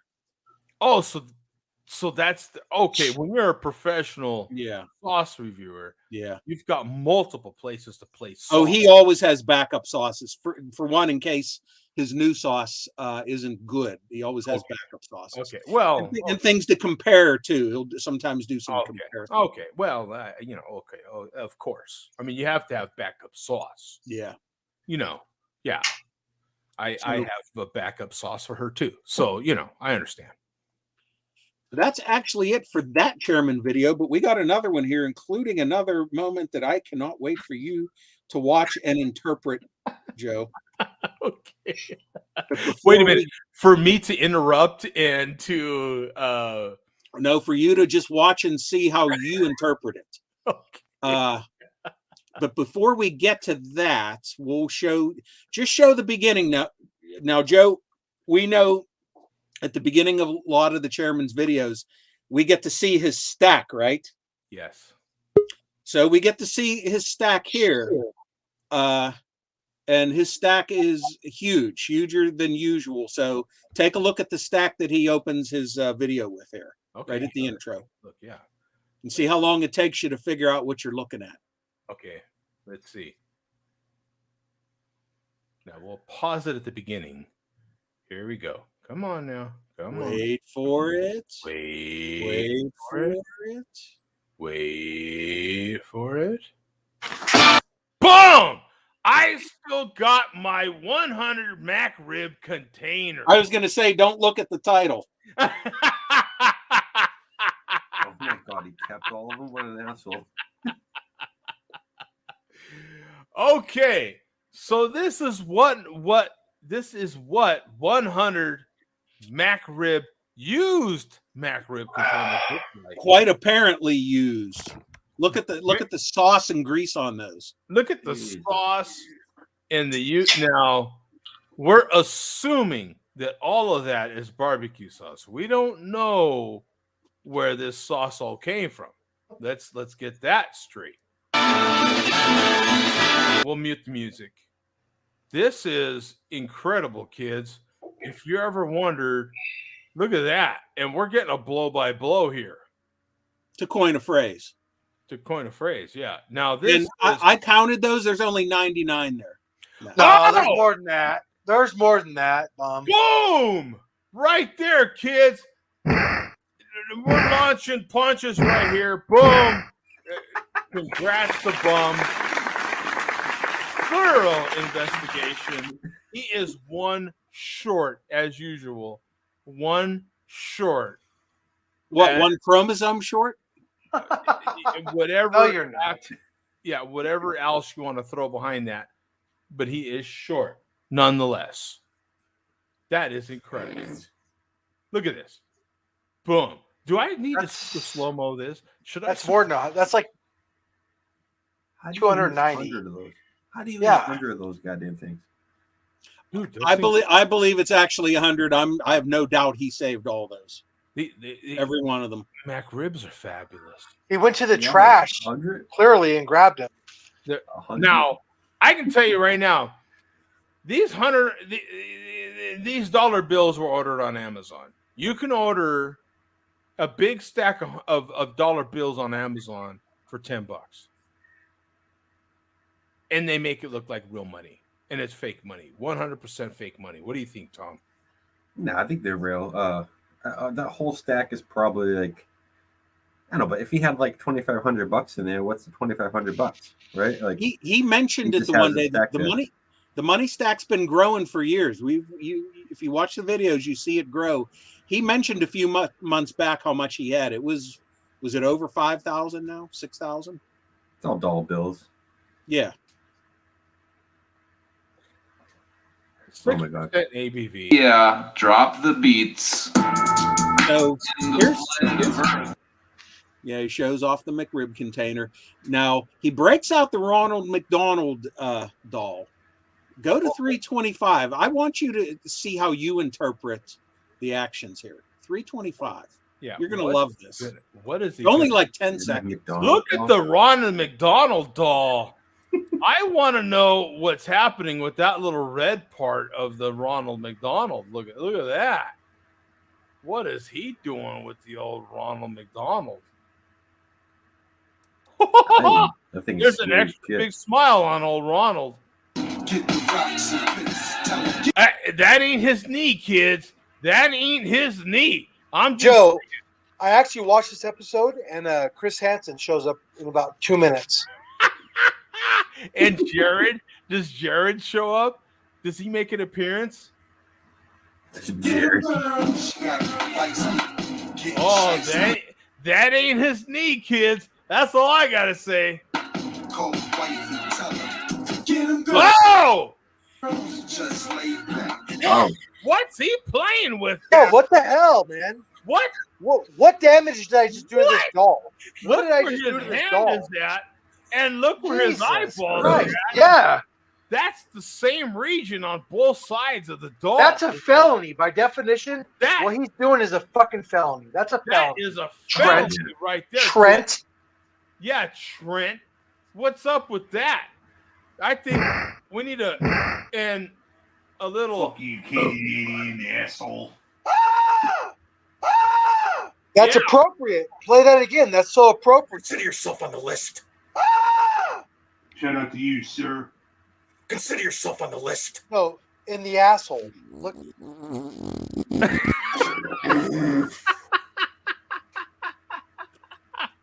Get your face slapped. We at the racetrack. What? Oh, and then he took his nasty fingers and put them on his keyboard. I mean, he didn't even wash first, Cochino. 8 step. Get him, girl. But that's it. Just wasn't a little suspicious the way he was. Oh my God! Get him kind of bent over there, and where he was. His eyeballs were focused. Smile after something like that. That was awful to even watch. Cochino, stop it. God, Cochino. What's wrong with this guy? Just slow motion. Slow motion. We're gonna have to play this back in super slow mo here. Dude, that's amazing that you can. And look at that! Look how he knew exactly. Oh yeah. Go. Look at that. Okay, watch. He hadn't even in his mind right here in this bird brain right here. See the bird in his bird brain. He was already focused on what he was gonna do to Ronald. Look at that. He already knows. He couldn't wait to put down the Cobra, and he knew. Look at that. He was already focused on something else. Look at that. Even like going the Cobra. Oh yeah, look at that. Buddy, yeah, we don't have. We don't. We're blocked by poor Ronald here. We don't know what exactly he's doing to poor Ronald. He's trying to blow the whistle, but he can't. Ronald was trying to defend himself, and he couldn't, is the way I see it. Look at poor Ronald. Look at that. Look at the look on his face. Look at that. Oh, man. The face says happy, the eyes say sad. The eyes said it all. The eyes are just very sad. Bum, why aren't you more concerned, Bum? I'm concerned now. Yeah, I'm concerned that he's not concerned. Well, Bum's just a reporter. He's neutral. Right. He's neutral. Yeah, exactly. We're the talking heads here. We're the ones. And look what his poor whistle's at. I think he's afraid that he'll blow his whistle. Now, later on in the video, the chairman claims, and I stress claims, that he was looking down there because he didn't say, oh, that's why I was looking down here. He was trying to find some sort of manufacture date or copyright date somewhere, so he could say how old Ron is there. You know when you have to make a response for it. You know when it's something weird. If he didn't respond at all, it would have been whatever. Yeah. Admission of guilt. Admission of guilt. I had to bring out my vintage Ronald McDonald. 1978. You might as well smack it in the ass. It's even better when you play at full speed with sound, isn't it? The way he does that is great. Remember when I was 9, I first stuck it in, and last year, does it still look the same? Yeah, that is awesome. What a loser. You know, I had to bring out my vintage Ronald McDonald. 1978.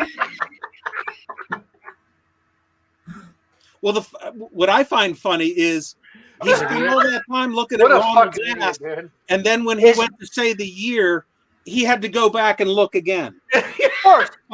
5 seconds later. Is the hole still there? It still smells like bologna. Yeah. Yeah. What a fucking idiot.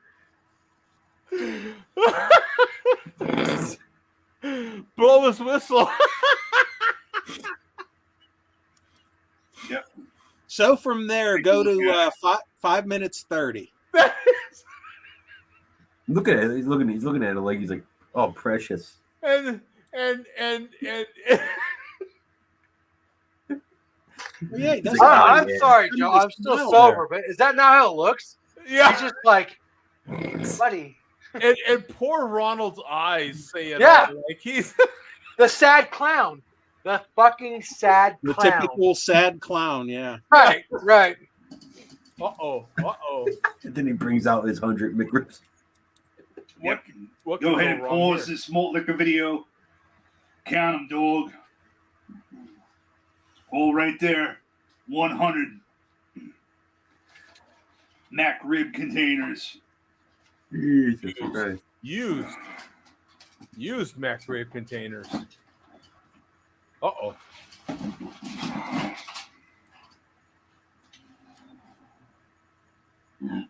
No charge. Motherfuck your leaf collection, bum. Oh! Malt liquor. Better than his McRib collection. What was that all about? That was some rage and jealousy right there. Look at this. He had to loosen the pressure on the bird brain. Look at that.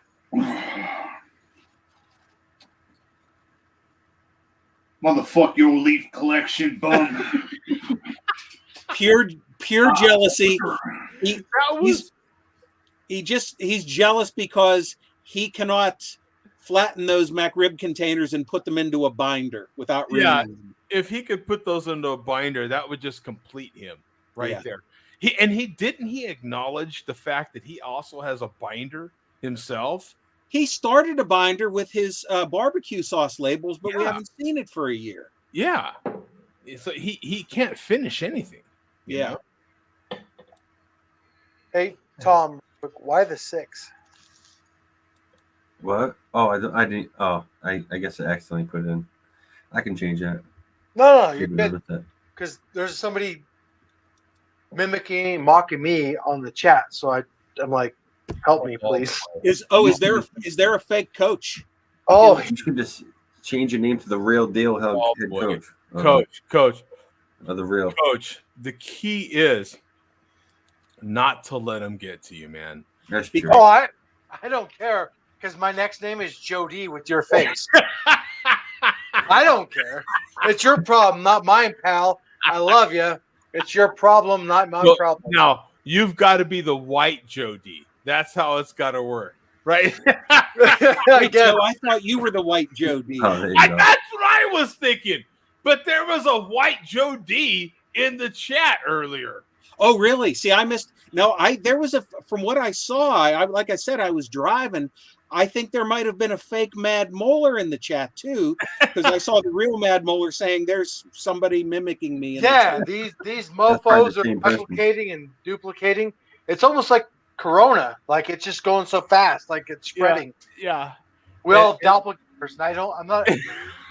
Joe, I promise you, if I get banned, I'm Jody too. Yeah. With your face, so. Well, the Joe D isn't getting Mandy kisses, so just be careful what you wish for. Is all I'm saying. Ask Bum how I can you guys can recognize me, Jody for president. Yeah, there you go. It'd be cool if you were in the show. It would like when you went in the chat, it would like put a check mark or something that you were in the show. Yeah, that'd be cool. Oh, like we're validated, like it's us. Verified. Yeah. We're not that famous. Yeah. The most famous guy in this group is like Joe D and Bum, and we're just not that famous. Sorry, dude. They're never going to get a check mark. Joe might get it and Bum, but not even Mark. We're just left in the dark, Tom. So yeah, that's okay. All of us hope to be as handsome as Tom, though. I mean, there's a fake Mark in the chat. Do you see that?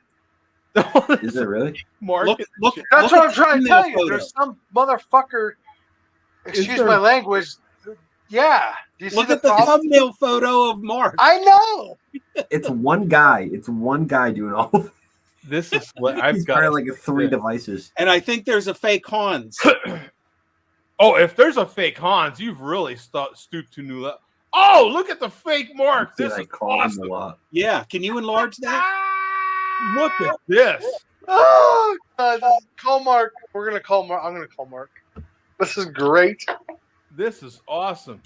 Is it possible, Joe, for you to click on that channel and get to the avatar photo? It doesn't show anything. When I clicked on it, it doesn't show anything. That's my problem. It's a pencil neck. That's awesome. Yeah. It's a pencil neck.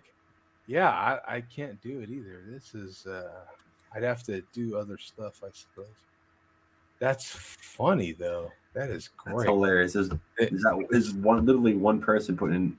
Oh yeah, we went to fake troll channels. But it's hilarious, Tom, until we can't find each other for real.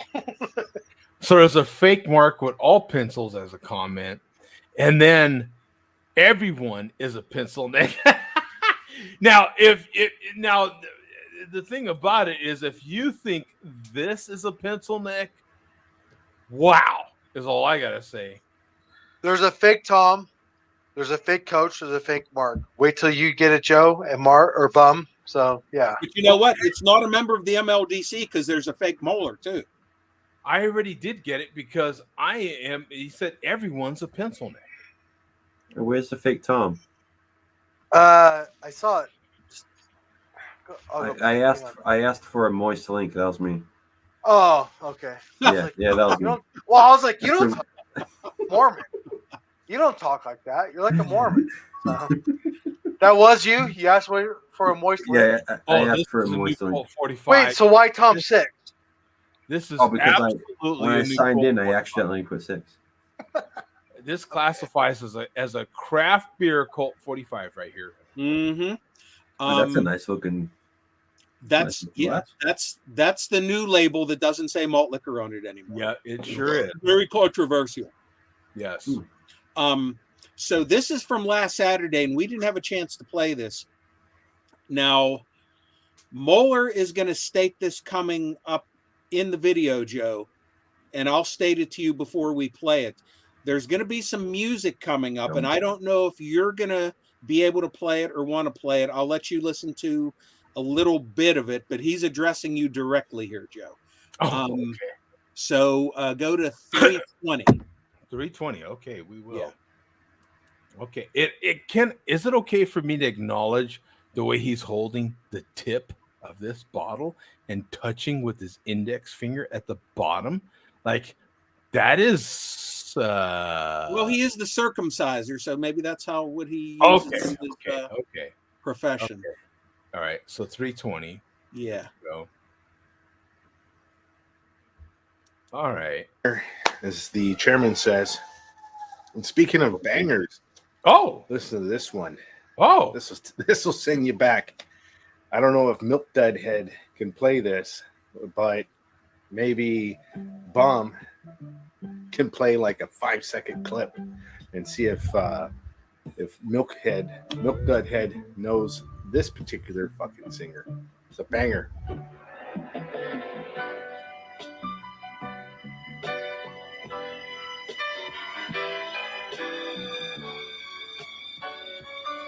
All right, good tune. Let's see. I like the porn music kind of intro into drinking. I recognize that song. What? Well, can you name that song? Name that tune, Tom. Yeah, in 5 notes. It's called Not at all. Classy by My Mom's a Whore.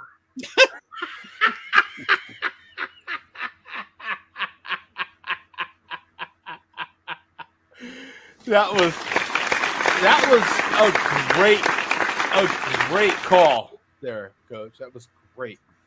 Debbie Taylor. That's not a real name, by the way.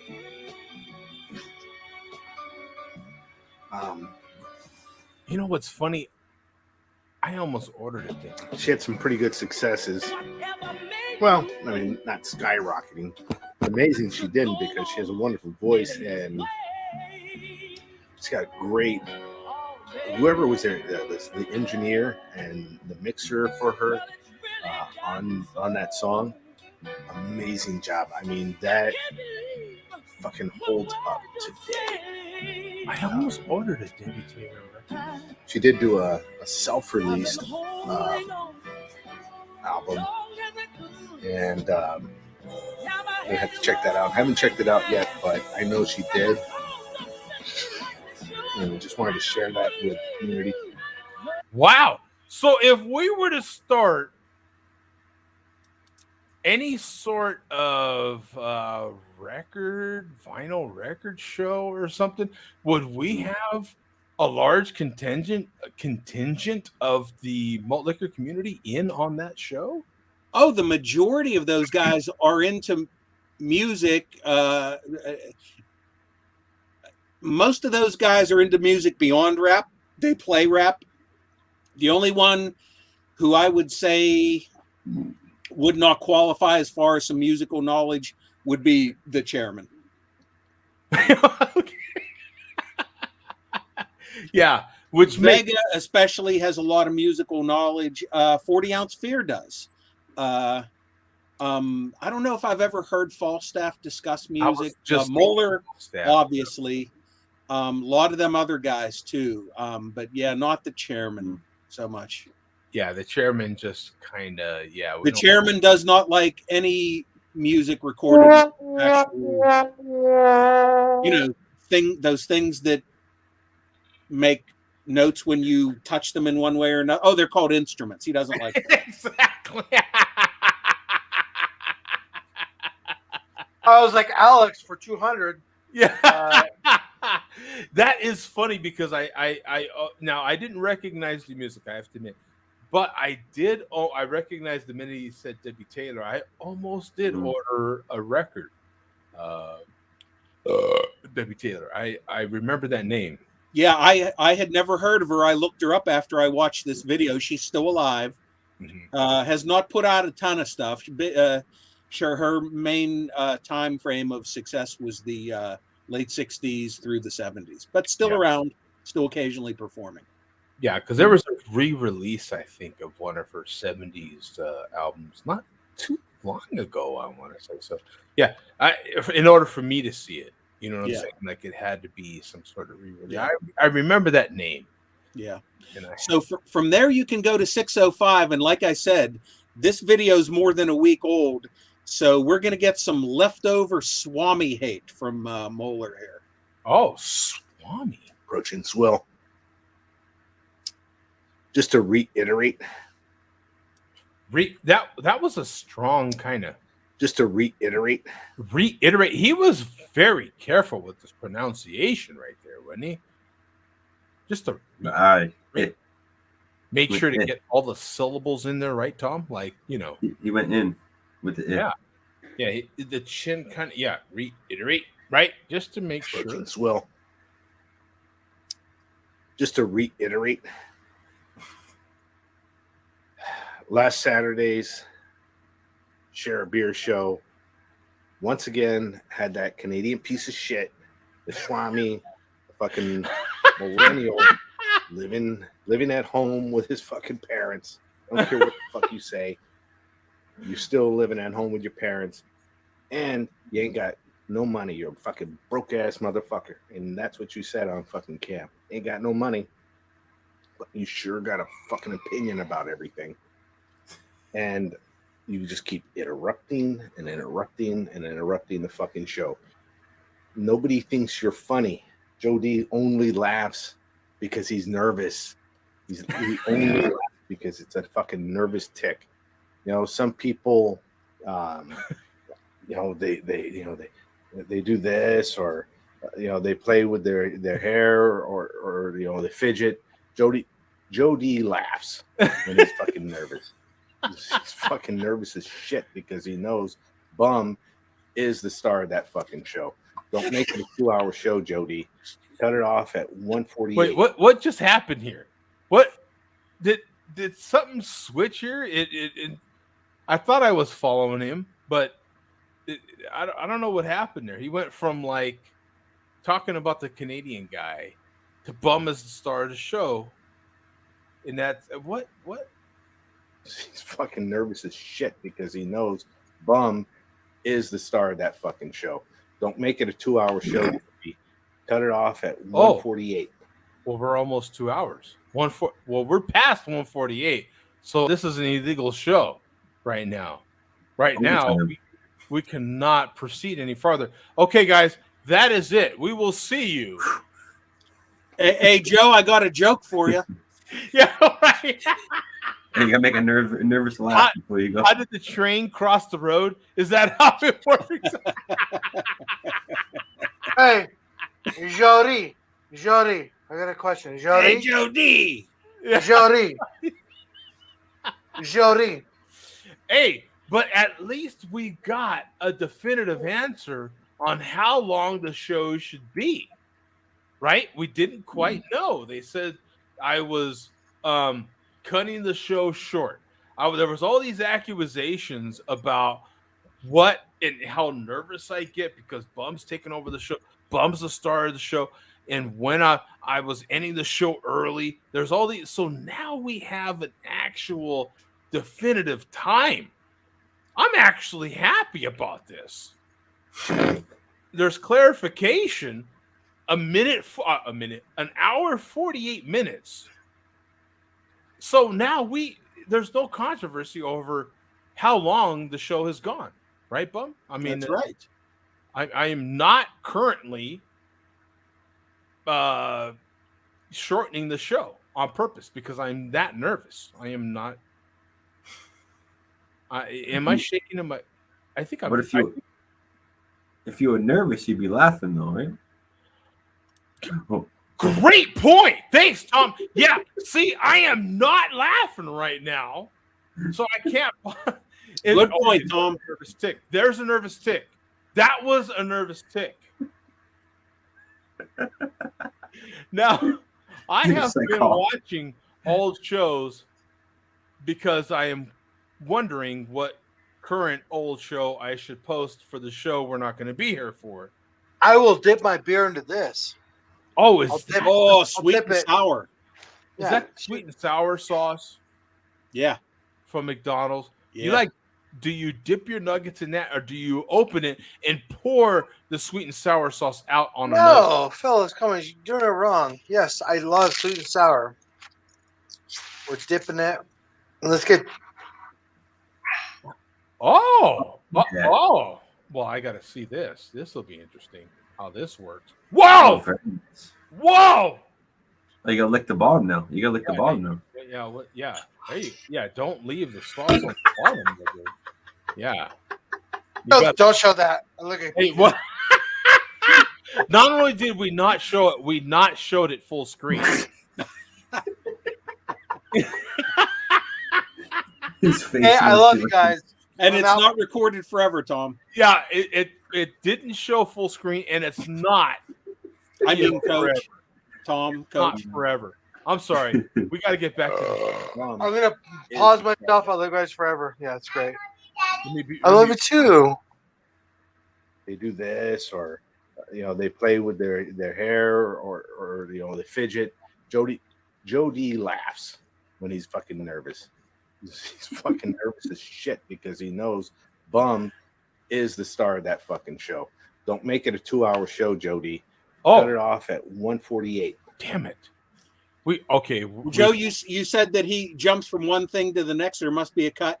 You'll be happy to know if there's a cut again. He jumps to something else.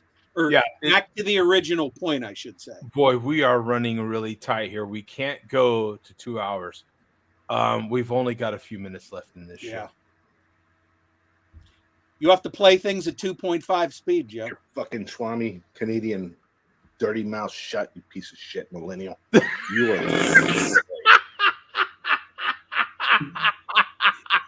What the fuck is going on?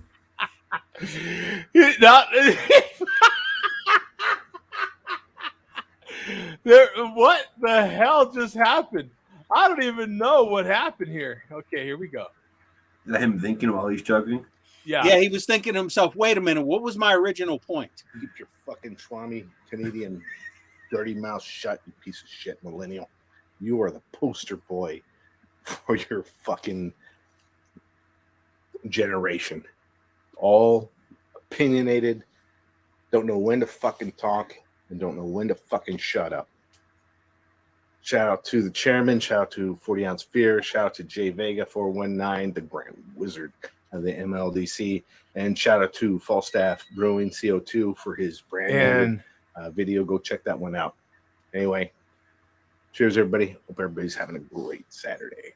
And shout out to Jody, and shout out to Bum, shout out to Coach, and shout out to Tom, the Teen Wolf. Yeah. That's what I hear. That's the way I heard it. Oh, White Saturday. White Saturday, apparently.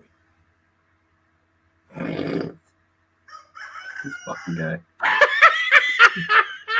That was Benny in the background. With a nice cock crow in the background. I like that. Yeah.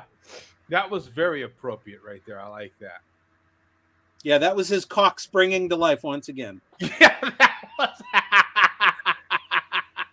Exactly. And that's a very nervous laugh, by the way. Yeah. Yeah. All right, we got some more molar here. Like I said, we're not going to be seeing him for a while, so we might as well. Oh, yeah. Might as well play these. Yeah. And this is in reference to last week's show once again and the troll. So just go to 150. Okay, 150. All right. Let's see, 150. Here we go. Oh, no charge. No charge. To all the other dogs who owned yesterday's chat, owned the Share Beer show. When you control the chat, you control the stream. And for those on the Share Beer show keeping track, Today I'm wearing eyewear. Welcome to Motown Sundays with a hurricane. Yeah, I gotta admit, I like the Motown sound. The music is very good. I will give him a solid thumb up for that. Yeah, I love the music. The background music is very solid. The eyewear, what do we say about the eyewear there, Tom? What do you think? I like it. Very appropriate. I think it looks proper. Yeah, for his to round it off. For a man of his advanced age, yeah. Yeah. Yeah. Looks articulate. Yeah, it's articulate. Yeah, it's you know, what do we think it adds to his intelligence level, or does it subtract? I think it adds. Definitely adds. Okay. All right. Definitely. It doesn't add to the intelligence level. It adds to the appearance. Exactly. Yeah. Thanks for that. Thanks for that clarification.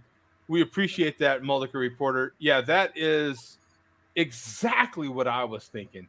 It adds to the appearance of some said intelligence level. Yeah. Eyewear. Yeah. Welcome to. And he wanted acknowledgement. He was wanting acknowledgement of the eyewear. He loves that we acknowledge the eyewear. Now, does he acquire his eyewear from said Zenny like this guy does? I get my eyewear from Zenny.com. Thank you very much. Yeah, I need to get some. Show keeping track. Today I'm wearing eyewear. Welcome to Motown Sundays with a hurricane. Oh, now here is another thing we can keep track He's drinking what I'm drinking. He is drinking what you're drinking. That is first of all. Second, he is going. How many buttons do you go down? Are you a top button guy, a one button, or do you go second button down? I don't know, Tom. Are you a number one button or the second button? It matters how I'm feeling. If I want to relax, I get that top button down. Yeah. I got the hair coming out of my chest. You know what I mean? I'm feeling good. But if I'm going to like the store, maybe I'll button that top. You know what I mean? Oh, if I'm at home. If I'm at home, you know what I mean? Or relaxing with friends or something like that. Yeah. I'll unbutton the bottom. Now, if you go second button, do you go gold chain? Second button, silver chain, second button, or no chain? I don't got any gold chains. I don't got no silver chains. I don't buy chains. Just being honest with you. Ain't nobody got time for that. Yeah, ain't no time for that. Now, Bum, I would assume you're pretty neutral. You just go. Well, you guys who have seen my private videos from work know that I'm a 3-button down guy with those shirts. Oh yeah. 3-button down guy. Undershirt or no undershirt? Oh yeah. I would not expose this flesh to the general public. It wouldn't be fair. Yeah, because you don't need that many ladies coming at you. Right. I mean, that's the only reason why. Right. You know? I draw enough with the malt liquor. That's right. Yeah, you draw enough attention. Exactly. And otherwise, I'm buttoned all the way up, and there's a tie there. Those are the only two situations. Yeah. Now, I think you can see my situation. I am a definite undershirt guy. You can see I am a second button guy from said sun mark here. And this is one of my undershirts. Carhartt, always Carhartt for undershirt. You know what I'm saying? Uniform shirt over second button guy. Boom. Quick question, Joe. That's the part Italian in me.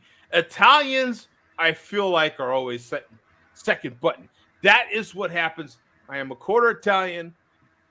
That's just in the blood, right? That's the way it works when you're part Italian. Hey, Joe, I got a question for you. How long does a Carhartt shirt last you, and do they shrink when you put them in the washer? Oh, no. That's the beauty of Carhartt shirts. They shrink a little bit. That first wash, After that, boom, you're set. Cold water wash lasts minimum 5 to 8 years. Oh wow, really?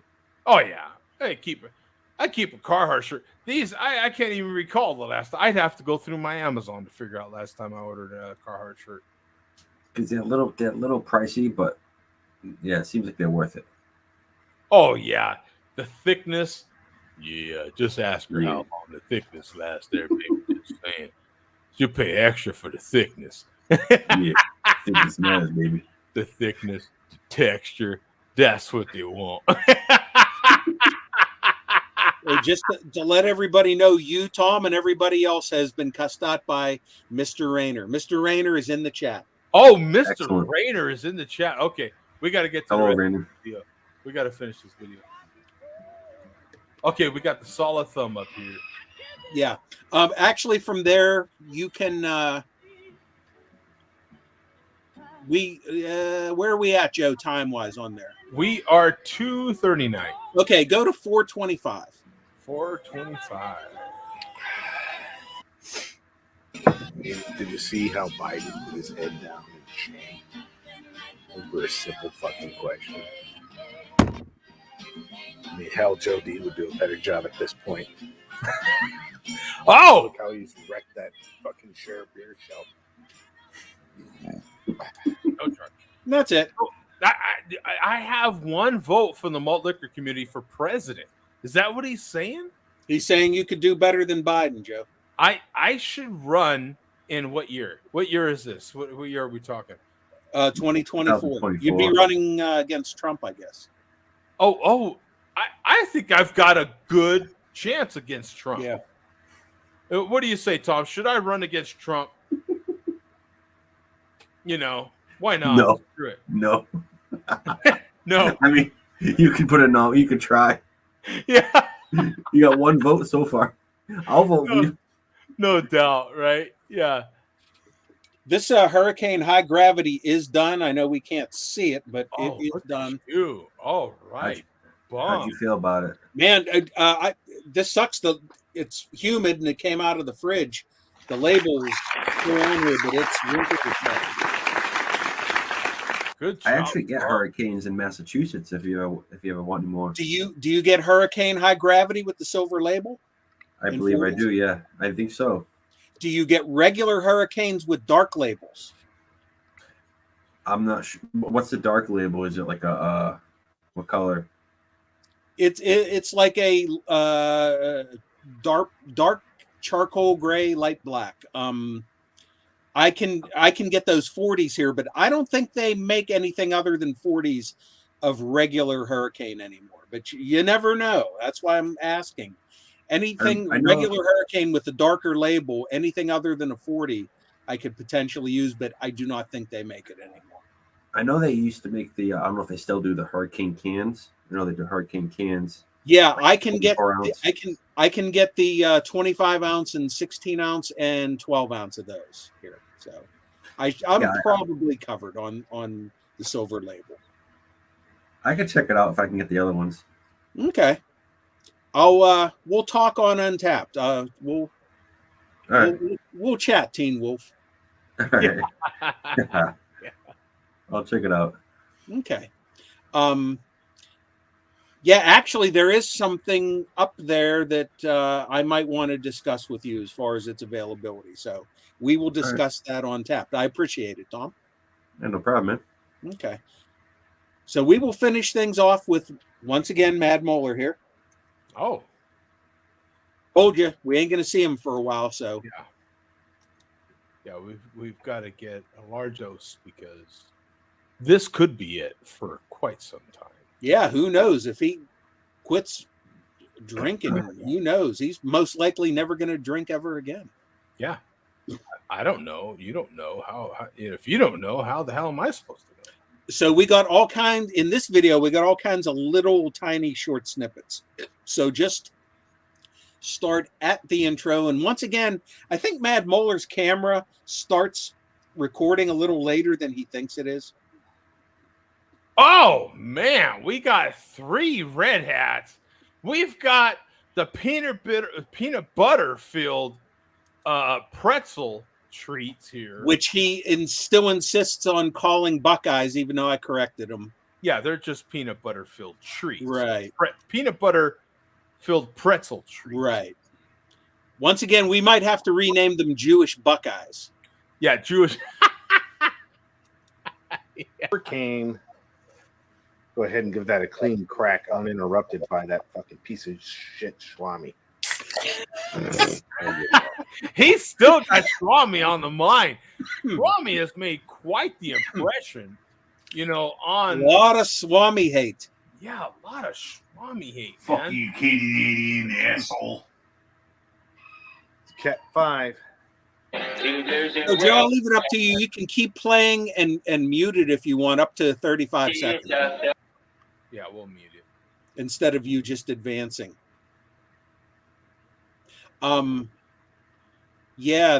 Swami. Oh!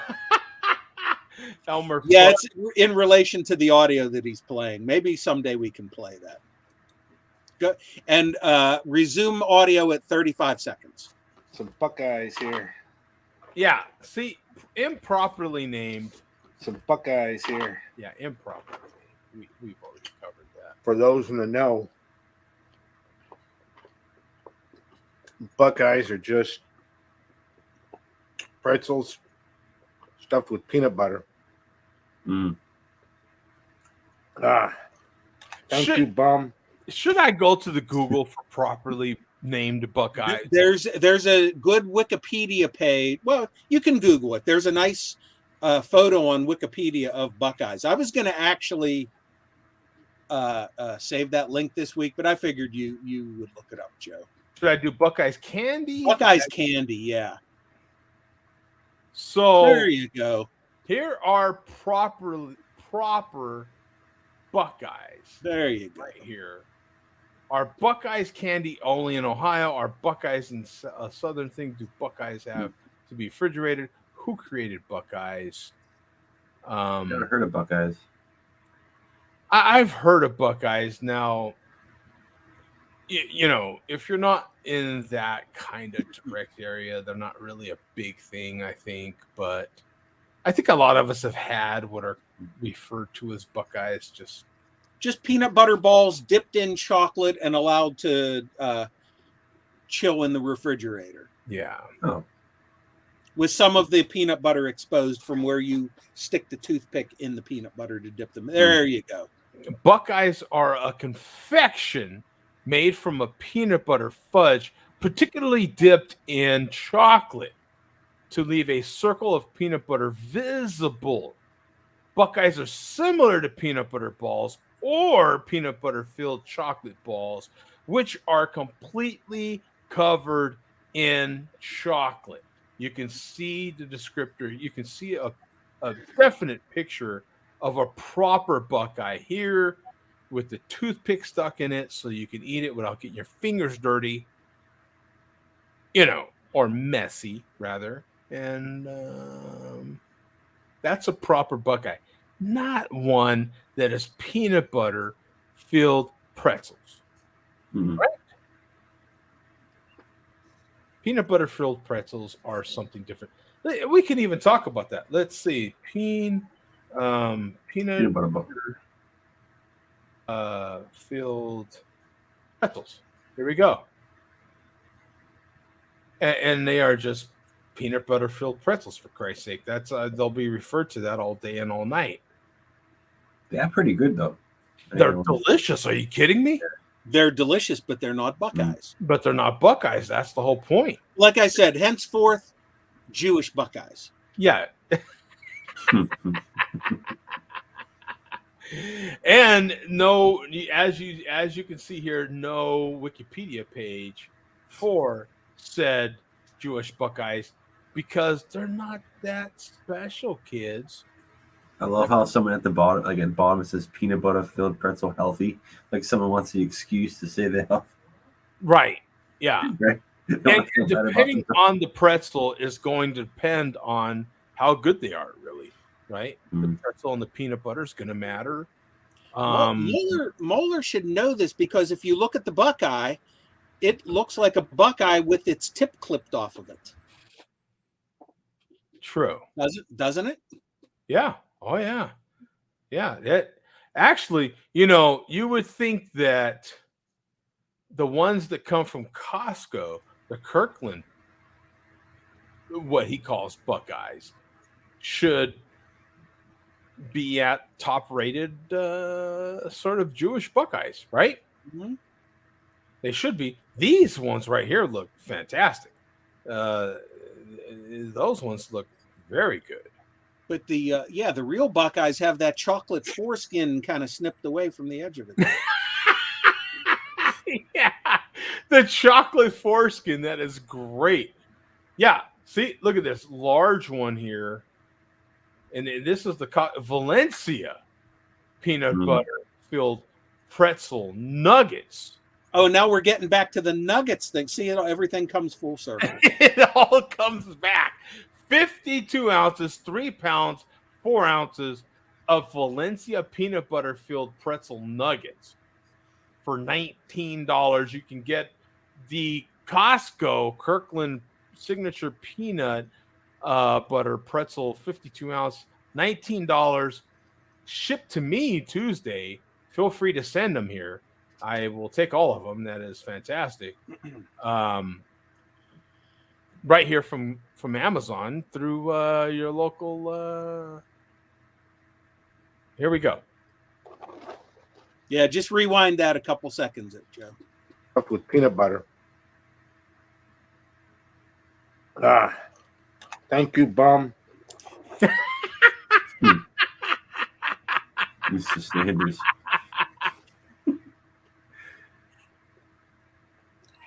For suggesting these great treats. Them damn things are good. Now I'm going to get some of them, I swear. So from there, go to 3 minutes. CF, what's he doing this for? What's this about? Right there. Made in America. Oh. 6 what? 3 minutes. 3 minutes even. Oh, 3 minutes even.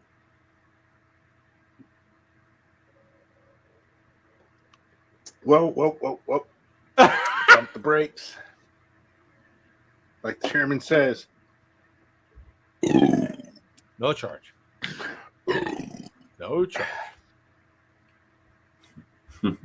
No charge. Joe D. Yes! Yes! Finally, an acknowledgement.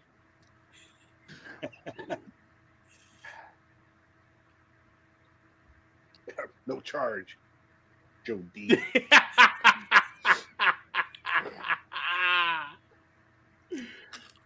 And then from there, to wrap things up for the week, 4 minutes, 40 seconds. And for anybody who doesn't know, on the Hurricane labels, it says, be bold, be smooth, be powerful. Now, 40-ounce fear added to that, be bold, be smooth, be powerful, or be gone. So keep that in mind as we watch this closing to this video. 4 minutes 40. Hurricane, Category 5, be bold, be smooth, be powerful. Oh! Just be fucking gone and join the Share Beer Show. Oh, and join! Powerful. Just be fucking gone and join the Share Beer Show. All right, I like it. All right. Yeah, we got to give her a little round of applause for that. All right. Join the Share a Beer Show. Absolutely. All right. That was a very solid malt liquor report. We appreciate that, Billy D. Yeah. We'll replace the empty bottle with Billy D here. Thank you, Billy D. We appreciate your time as always. And Bum, thank you, my friend, for jumping in. We appreciate, as always, your dedication and solid malt liquor report, as always. I had an emergency malt liquor ready to go if I stayed at my cousin's. I was going to jump on the show from my cousin's. I had an emergency 12-ounce can, kind of like emergency nuclear bomb fallout shelter portions of food. I had an emergency 12-ounce can of Hurricane ready to go just to jump on the show to keep my streak going if necessary. Oh, that is awesome, man. We appreciate that. But I made it home and had a 40. All right. Hey, well, another round of applause. Very solid. Let me see. There's been 138 comments here. Holy crap. Since starting the monthly report. Let me see if I can get to some of them. Robert Smith says, "Where's Mark?" And 209 said, "And gay." So that must have been from something a long time ago there. I am just catching up. Mr. Rayner. Here's Mr. Rayner. Yes, he's hammered. 209. Wow, the comments are really. Oh, I like this one. Bum has to pee. Well, that's always a possibility. I mean, you know, eventually you got to recycle. It's no, but did that before I got on the show. It's not that he had to pee. He's very green. He likes to recycle. He's into it, you know. And wants the hammer. That's several. Yeah, he's hammered and wants the hammer. How's everyone's long weekend going? Oh, there's Swami. Oh, is Swami in the chat now? That's 2 wheels down. Yeah. Oh, 2 wheels down. Yeah, that's right. Yeah. How's everyone long weekend going? Yeah, that's right. Bum is going to refill the 40. Yeah, that's what's gonna. I'm gonna do that on my bathroom trip. Green? What? Just finished a Def Notes Phantom Bride IPA from Belching Beaver. Cheers. Yeah, Deftones, they're a band. Deftones, I'm sorry. Yeah. Well, also that Bee Gees Deftones, right? That's the same band, right? Is worth a lot of money right now if you can get your hands on one, or you already have one. Salute to you, my friends. That's a $300 record right now. And literally a little over a month. That record is insane. Hey, Joes. Yeah. So I got that Metallica box set. Yes, sir. And they said they pressed, I guess the Metallica, they had their own presser that press the vinyls. Does that make a difference? Or is it kind of whatever? Yeah, and where did they press that at? I don't remember. I guess Metallica they had their own press. They pressed it. They pressed it themselves. Huh? That doesn't sound right. So I don't really know. I don't know. If you watch the unboxing of the box set, I guess he said that at some point that I guess they had their own press. Yeah, let's check it out here. Let me see. I'm pulling it up now. Let's check it out. So. This is right from Metallica's website here, the Black Album Remastered Deluxe box set, which includes a lot of stuff. This is an incredible box set. If you're into the Black Album, you've got to be into Metallica, and you've got to be into the Black Album. If you are, this checks all the boxes, man. This has a lot of stuff in it. You've got a limited edition deluxe numbered box set with magnetic flap for the box set, right? Of Metallica Remastered includes the album remastered on 180 gram double LP and CD, sad but true picture disc, 3 live LPs, 14 CDs, and 6 DVDs featuring unreleased content, live shows, rough mixes, demos, etc. MP3 download card of all audio, 4 tour laminates, lanyard, 3, what is this? Lithos? 3 lithographies. Lithographies, thank you. 3 guitar picks, a lyric folder and sheets, and a 120-page hardcover book with never before seen photos, stories, from those who were there. I'm sorry, I meant lithographs. Sorry. Lithographs. Okay. Lithographs. For $238.99, 98. So, and it ships, I think, this Friday, right? Yeah, I got mine is already shipping it's already been shipped. Oh, has it? Oh, cool. Yeah, it says by the 9th. I'm very anxious to see this, man. By the way, I want to see what this box set looks like, man. So when you get it, I would love to see it. It should be pretty cool.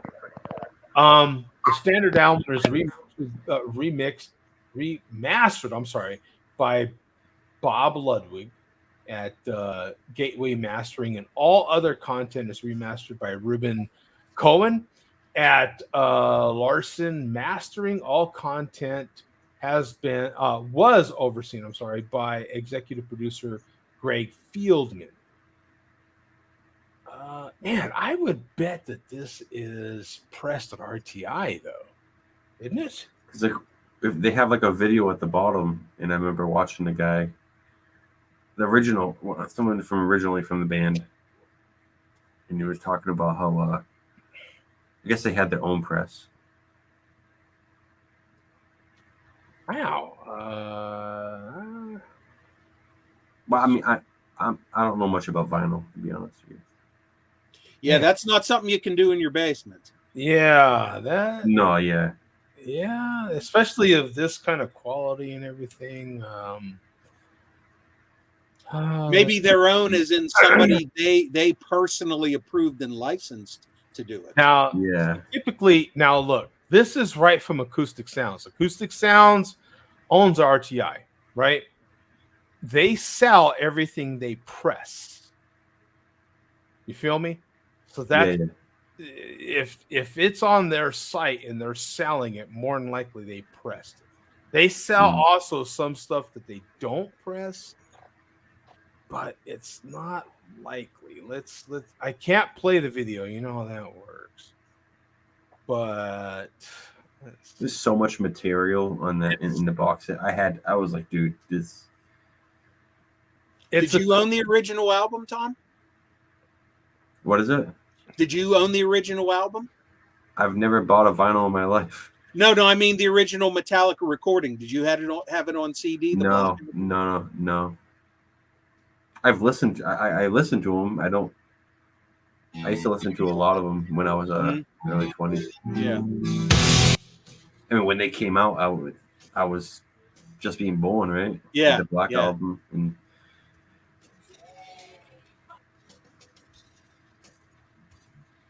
Yeah, I don't know. On the Metallica site, they show a full unboxing,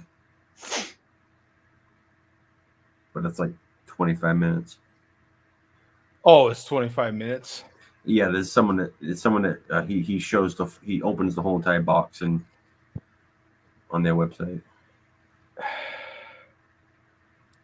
I was so tempted of the Creedence Clearwater one also. Yeah, that one looks nice. Yeah, it sure does. I don't know, man. I have a tendency to just suspect that it's being produced by RTI. Being pressed and stuff. I don't know though. Yeah. I really don't. I don't have any idea. You know what I'm saying? Yeah. I am the last one. I don't know that level of stuff. Yeah.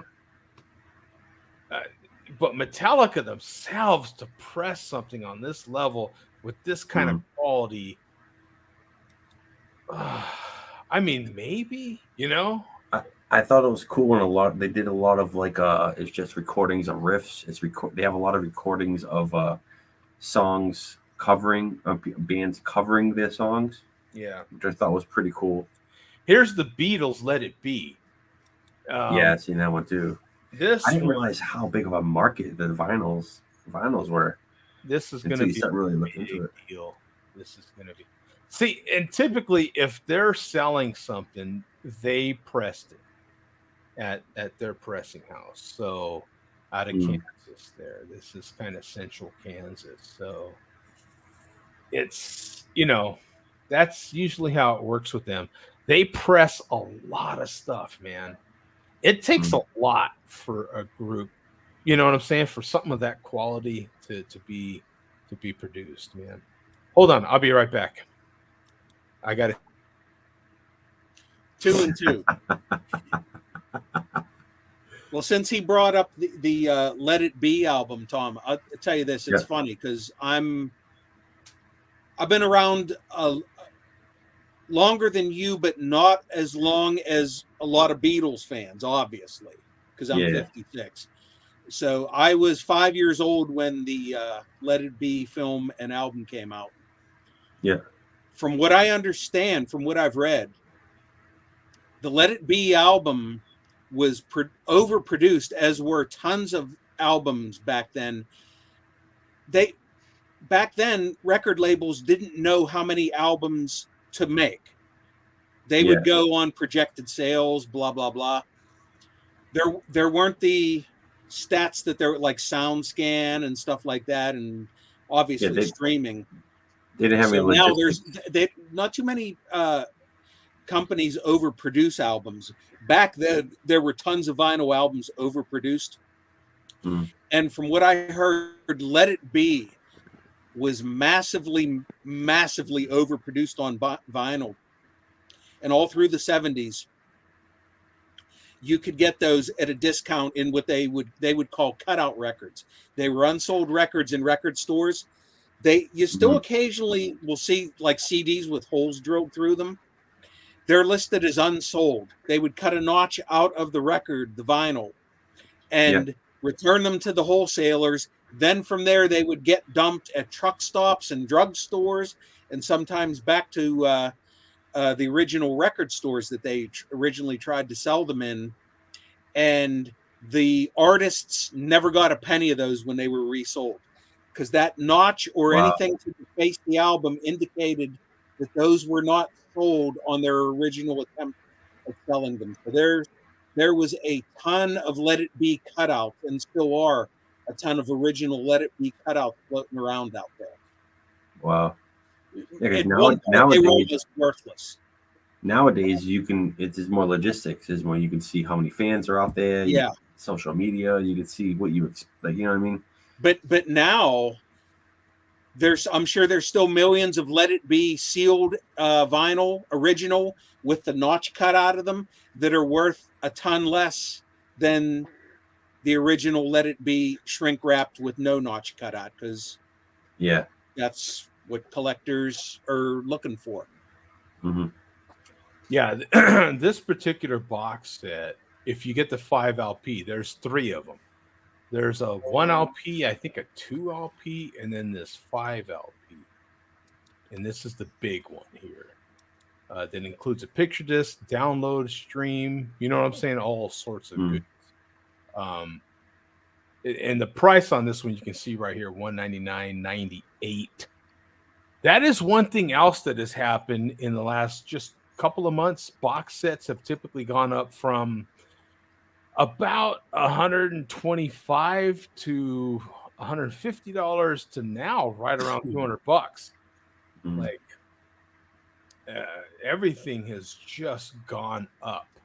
But this particular one for Let It Be is supposed to be like a really nice box for the Beatles. It's for that particular album.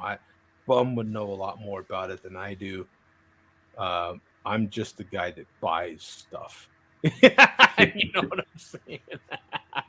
I'm not a particular Beatles fan, but I'm one of those that has grown up having to hear about this band my whole life because my mother is a Beatles fan. And you know how that goes with the boomers, you know? I mean, they got a ton of hits. I mean, yeah. How many songs are on that one vinyl? I mean, that one album. Well, you've got this is a 4 LP, right? Oh, okay. With by 4 LP, does that mean 2 vinyls, 4 sides? 8 sides. Yeah. Well, no, it's 2 then you have it's 2 LP with double sides. So right? I think, right? Or is that if it says 4 LPs, that's 8 sides. Is that 8 sides? Okay, yeah. So 8 sides, and then your 5th LP is the 12-inch vinyl. And from my understanding, is the less amount of tracks that's on one side, it sounds better, right? It should, not always, usually, but it should. Yeah. Yeah. There's a lot that goes into it, but at 180 gram, there's a certain expectation, and then when it's mixed by, you start seeing particular names all the time, right? Miles, this Giles Martin is one of them. That's George Martin's son. George Martin was the original. Is it really? Producer, yeah. Okay. That's George's son, yeah. So that's everything leads up to this should be top quality stuff. Wow, Coach is having some issues here. Let's see here. So just chilling. I'm good. Then you got George Harrison. All Things Must Pass. Yeah, that's turning out to be a controversial re-release because apparently it's remixed and all kinds of craziness going on with. It doesn't sound the same, Tom. I have you listened to it, Coach? Because I don't own the original album. I know the radio songs, but I've heard it's very controversial. Yeah, my mother has the original, and then I went over there. It says sounds the same, but it doesn't sound the same. Okay. Because Bobby Whitlock, who played some keyboards on that album, he had a pretty big presence on YouTube. All of a sudden, some of his videos regarding that album and his opinions on the re-release of that just kind of disappeared, and Bobby Whitlock's not appearing in my feed anymore, and people think that the Harrison family had something to do with silencing him. All kinds of YouTube shenanigans going on. Here's your Joni Mitchell, 68 through 71 remaster. If you've got some. I'm late to the Joni Mitchell game, but now I'm mad at myself for not having gotten into her earlier as a songwriter. Incredible. I got a question. I was told about. I never heard about it before, but I guess he was like a one-hit wonder back in like 70s or 80s. Trent D'Arby. Oh, Terrence Trent D'Arby. Yeah. Yeah. Go ahead, Joe. You never heard of Terrence Trent D'Arby? No, and really? not until like 3-4 months ago. Yeah, supposedly he was like the next Michael Jackson, right? Something like that. He was another one that was supposed to be. There was a couple of people that were supposed to be the next Michael Jackson, and never quite panned out. But he's one of them. Yeah. Yeah. It sounds like he sounds kind of almost Michael Jackson almost. Yeah, he had some hits and then just faded away. But yeah, no, there's no, I ain't got no problem with Terrence Trent D'Arby. He didn't have enough stuff for me to get any of his albums in any sort of. I don't know how many he had. How many albums did he have? Maybe 2 or 3? I don't know. I don't know. A lot of these guys keep their careers going a lot longer than you think. So that's true. Yeah, but he could be working at Arby's now. This is another big one. The Tattoo You Rolling Stones 40th anniversary. Yeah, this was another big one. It just seems like there's so many anniversaries going on right now. Yeah, exactly. Like a ton. Yeah. No. A lot of these bands, that's all they have to celebrate anymore is anniversaries of old recordings. And Grateful Dead is doing one every other day. Yeah. Wow. But they're one of those group, man. There's a lot of deadheads, man. I mean, the Grateful Dead has so much stuff out there. You can't even keep up with it all between the bootleg copies of stuff. And they're one of those kind of niche groups that they were underground for so long, right? Just and most of the hardest of the hardcore fans don't even like the studio stuff. They're all about the live recordings. All about the live stuff. And the bootleg. Yeah, the homemade, home tape stuff. Zappa. Here's another one that might, you got to be a Zappa fan, boy. Let me tell you, I tried and I can't do it. Sorry. Yeah, but I got a question though. Like, how do you go buy a vinyl, right? How do you know what's gonna be valuable? You don't, right? Oh man, that's a question right there, right? Oh, because you and Mark talked about it, Joe. Just because it's recorded on a really high grain, and I'm out of the loop, but just because it's recorded in high def doesn't mean it's perfect. Right. Well, you've got your cats that are classified as flippers, right? And they're looking to buy stuff that they see that is going to sell for more, right? Yeah. Just like real estate. Some people buy real estate just to flip it and sell it. Other people buy it to live there for the rest of their life, right? So I like to buy music that I'm going to enjoy. If it happens to be worth some cash down the road, then great. Because more than likely, if I buy it, I'm just going to keep it. You know what I'm saying? Maybe when I'm gone, if one of my daughters decides that they want to sell it, then maybe they make some money off it. But while I own it, while I am alive, I'm going to listen to it. Now, I don't always buy music that I like. Like I just told you, I'm not a Beatles fan. I have Beatles stuff because of my mother. So I play it because it reminds me of my mom, makes my mom happy, that I have some of that in my collection. You know what I'm saying? So we don't necessarily buy things, or I don't necessarily buy something because it's my favorite group, or you know what I'm saying? I buy stuff because it's something that I had to hear when I was growing up. And I kind of at an arm's distance like it. You know what I'm saying? Yeah. Yeah, like, buy what you like, Tom. Like say Metallica, they're making, they say limited edition, right? But if you're making 500,000 of them, that's not very limited, right? No, I don't. Yeah, that's a lot. By the way, that's a serious exaggeration. But no, I know, but I really don't know. When they say limited, what do you think? Like 10,000? Man, these days, yeah, Nothing's limited. That's a false term. Yeah, I know. That's what I'm trying to. If they're saying limited these days, man, the smaller the number, the more you better get it, right? Yeah. Like these days, something that is 20,000 or less, you better just kind of hurry up and get it. You if there's 20,000 copies, you probably have a decent shot at getting it. But the pressing houses, it's kind of like gas, right? You've only got so many what do you call it, refineries that actually refine into gas, right? That take oil and make it into gas. And so when they get backed up or whatever the case may be, gas prices go up because they can only produce so much. And there's so much demand on it. There's so much demand on vinyl. There's only so many pressing houses. They are, from what I'm hearing, they are backed up through next year.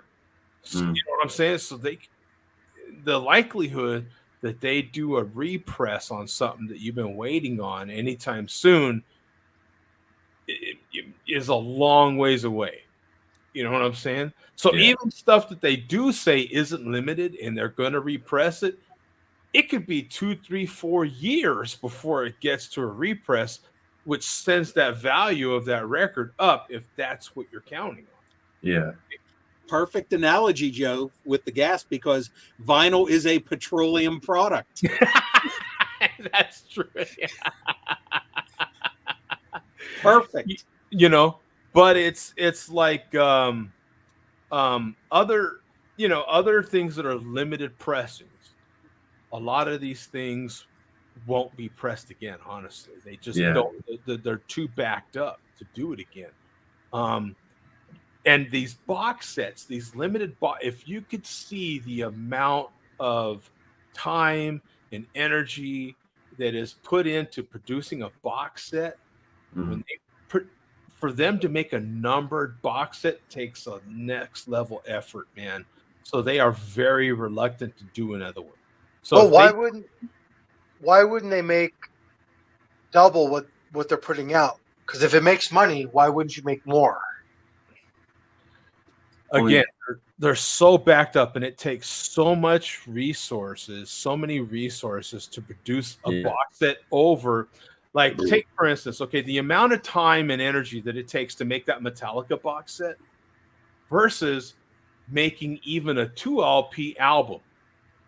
They can produce more 2 LPs albums and make more money more quickly than the time that it takes to, right? It's like comparing how much money will Lamborghini make in making the new Countach. They're only producing, I think, 125 of them worldwide, the new Countach, and they're going to make a certain amount of money versus Toyota making the new version of the Corolla, and they're going to make hundreds of thousands of them.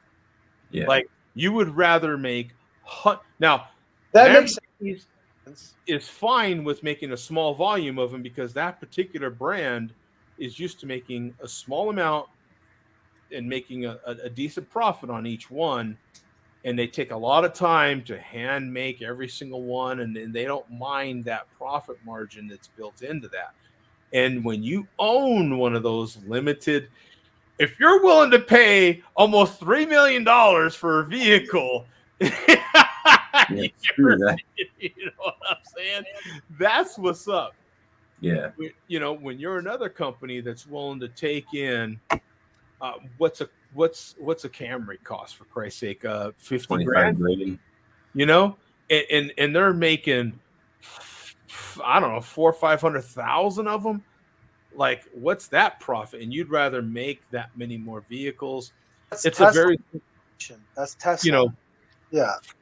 For the amount of, there's a lot of different factors. So you've got a pressing house that's pressing the record, right? There's a lot that goes into making a record. So you back up quite a bit. There's a company that makes just the stampers. There's a company that makes the master. Let's start there. There's a company that makes the master. Then they send that master to another company that presses it. You know what I'm saying? That company will press a record. You've got another company that makes the jackets. And then you might or might not have that company that presses will take the jackets from that other company and put it all together.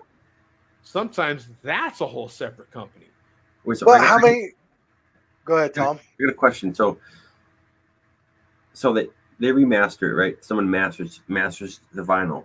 They say, hey, this is what it's supposed to sound like. Do they send that? So what they think, so when they're mastering it and they're sending it to the person that's going to press it, is they in their mind like it's supposed to be pressed like this, and hopefully they press it like this. Right. Is that what they're thinking? They're like, it's supposed to be pressed like this, and we'll see how they press it. Yeah, there's a lot of because then you got another company that makes the plastic, right? Yeah. To make the stupid record, Yeah. And will it go in there, and will the pressing come out good? And they're always checking quality control on that.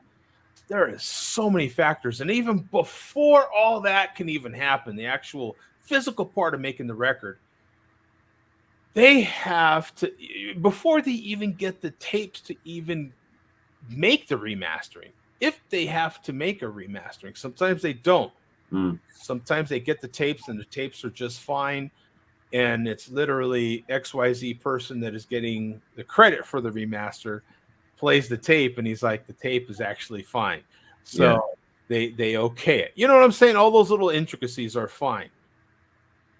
But you've got, if the artist is no longer with us, then you've got his estate or that artist's estate that has to approve literally the artwork, every single quote or thing that you want to put on the cover or on the actual label.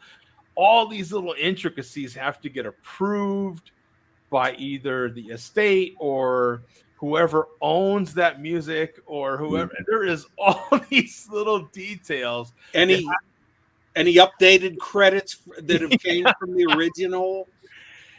What goes into actual you holding the record, and and I wish I had a record close by, but I just happen to not have one. Bum has one in the background, the Rolling Stones. Yeah, he does. Yeah. But what goes into actually you holding the record and you being able to go to the store or order it from Amazon and have it in your hands takes years, man. It takes years of preparation. So if anything goes and delays that, they go on to the next record. They're like, they ain't got time. There's such a backlog of this stuff happening right now because there's such demand on new vinyl that it's staggering, man. It blows your mind. It really does. I didn't realize how big of a market it was until like you go online. I looked up like box set news, vinyl news, and you see all these vinyls coming out. It's like holy shit! It's like I didn't know that. You go back to what we talked about a little while ago because there's only so many pressing plants. There's only so many places that make jackets. There's only so much of this, right? You've got your smaller independent places that will kind of do everything, but they can't handle the amount of volume. So you'll see these labels come out, and there's one right now that I'm thinking I just can't. All of a sudden, I can't think of the name. And Columbia House. No, not Columbia House, but they're small independent people, and they're produced like 500 copies of a record because that's literally all they can handle. But they do it well, though. They might not. I've got some albums that come quote directly from the artist. Yeah, and they suck balls. They're bad. You know what I'm saying? They're bad, and you're like, oh my God, why did I ever buy this? Right? Yeah. And you're paying a premium for the shipping that comes directly from them. All these things, man, are. I've got some records that aren't bad quality. They're not super great. They're not super good though either. Yeah. You know what I'm saying? And by the time they got to me, I had to pay for customs because they came from Sweden or they came from Germany because that's where that small pressing house was at. And you pay a premium for that. So you pay customs, you pay extra shipping because it quote came directly from the artist. You know what I'm saying? Like it's you never know, man. Like there's so many factors. There really is. Tom, I can give you one quick tip here. Since you mentioned my album. This is the Stones' first U.S. album from '64. Wow. Here's a quick tip for you, Tom. Yeah. You see this vinyl? It's on the original London label. Now, this album's from '64. But if you have the band that goes across it that says digitally remastered from original master recording, that's not an original. Yeah. Yeah. There's your first vinyl tip. A lot of those originals are. There's nothing like an original. When you see the word digital on an old vinyl label, it ain't original. Yeah, a lot of those are analog for sure. It's definitely fun, man. It's fun. As you know, I enjoy it thoroughly. I didn't think I would. When I first, got back into records, but it sure is fun, man. I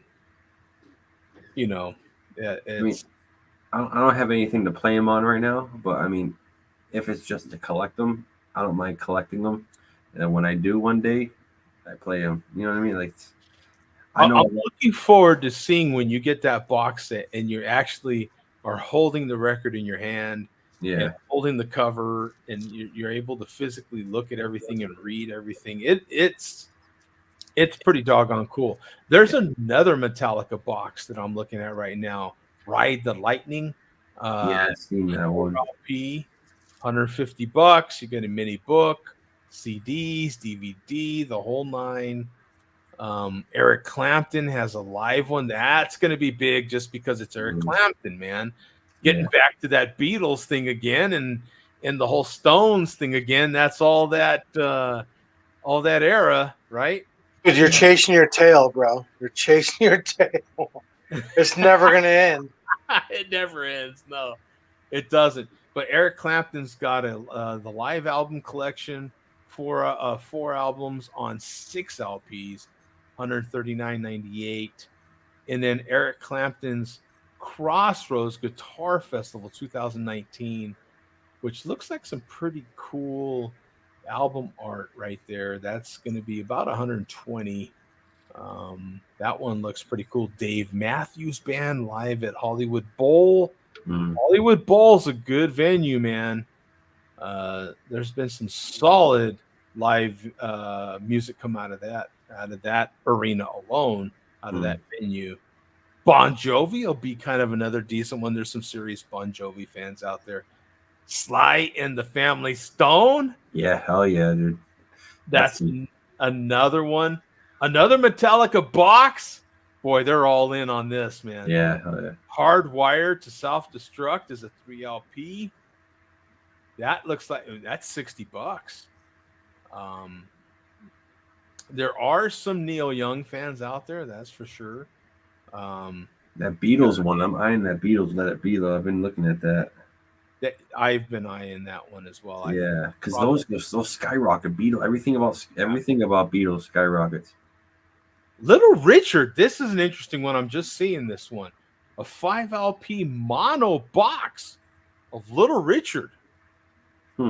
This is intriguing right here, man. A 5 LP mono box, the complete specialty and VJ album. Well, hell, when he was recording, that's all there was mono. Right. In those days, yeah. Yeah, that one's interesting. There's some classical stuff. There's a gigantic, I can't even say this cat's name. What is this? Geo Bob Beaving or something? 7 LP. That's a big classical box. Mark is the one in the classical. He could answer those questions. That's $300. Damn. Eva Cassidy. This is the Nightbird 7. This is the limited edition 7, 45 RPM, 180 gram.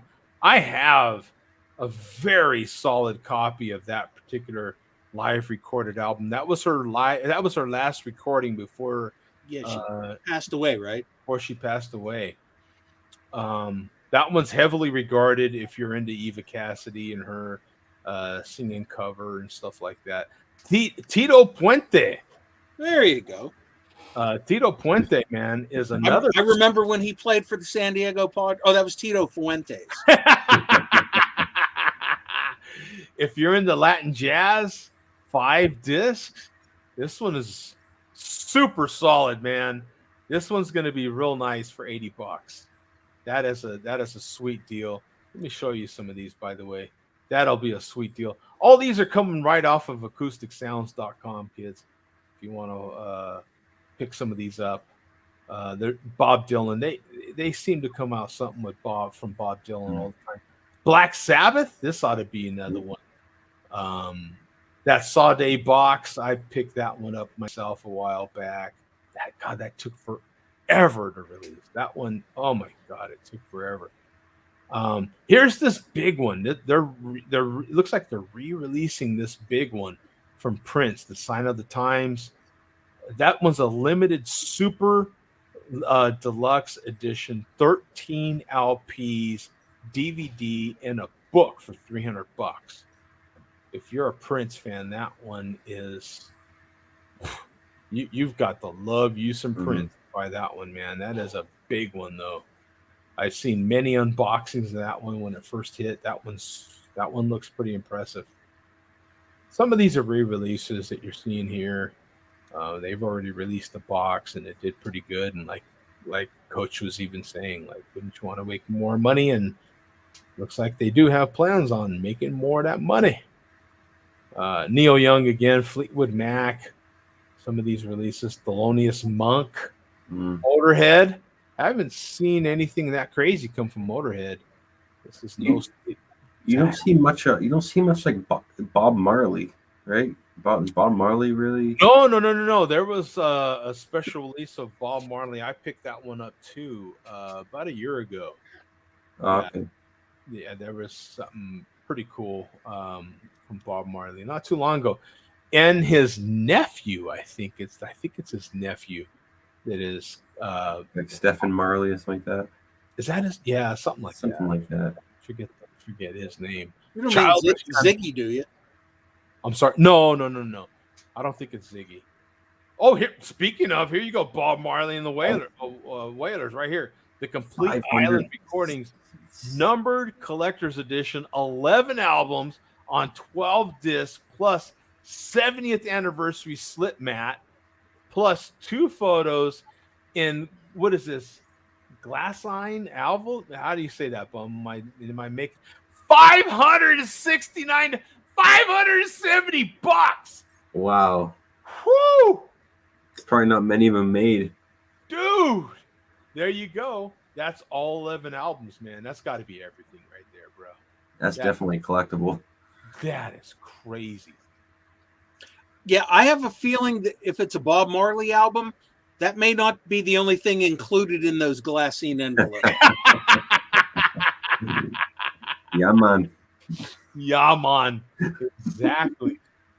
Wow. Yeah, you might get some special Bob Marley ganja in those glassine envelopes. Look at that. So you get the complete box set. So everything I read. Some Sensimilia. Check this one out. All packaged in a unique metal box set, numbered and lined with velvet, and connected to truly emulate a hinged lighter. That's cool. There you go. There you go. Right, dude. That's one of the most expensive box sets I've seen.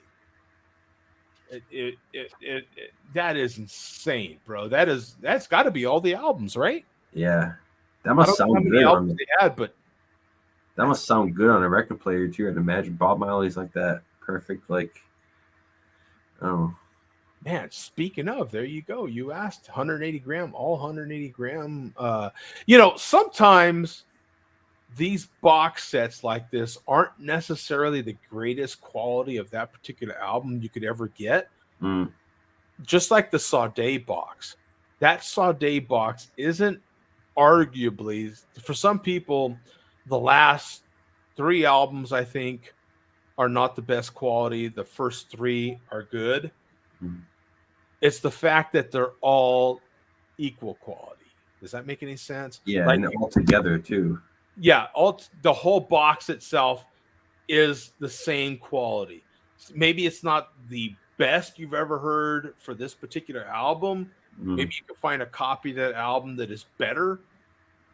But when you're going across, in this case, Bob Marley and the Wailers, all 11 albums being remastered in the same quality might be worth it to you. You know what I'm saying? Yeah. So that damn $560.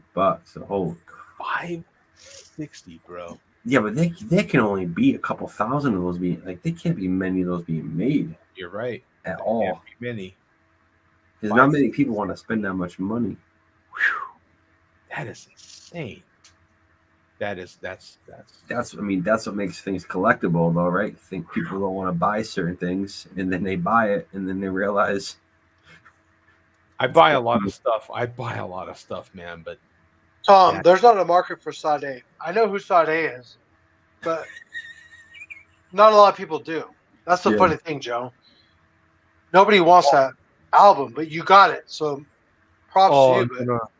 No. That was one. You ask any record store owner.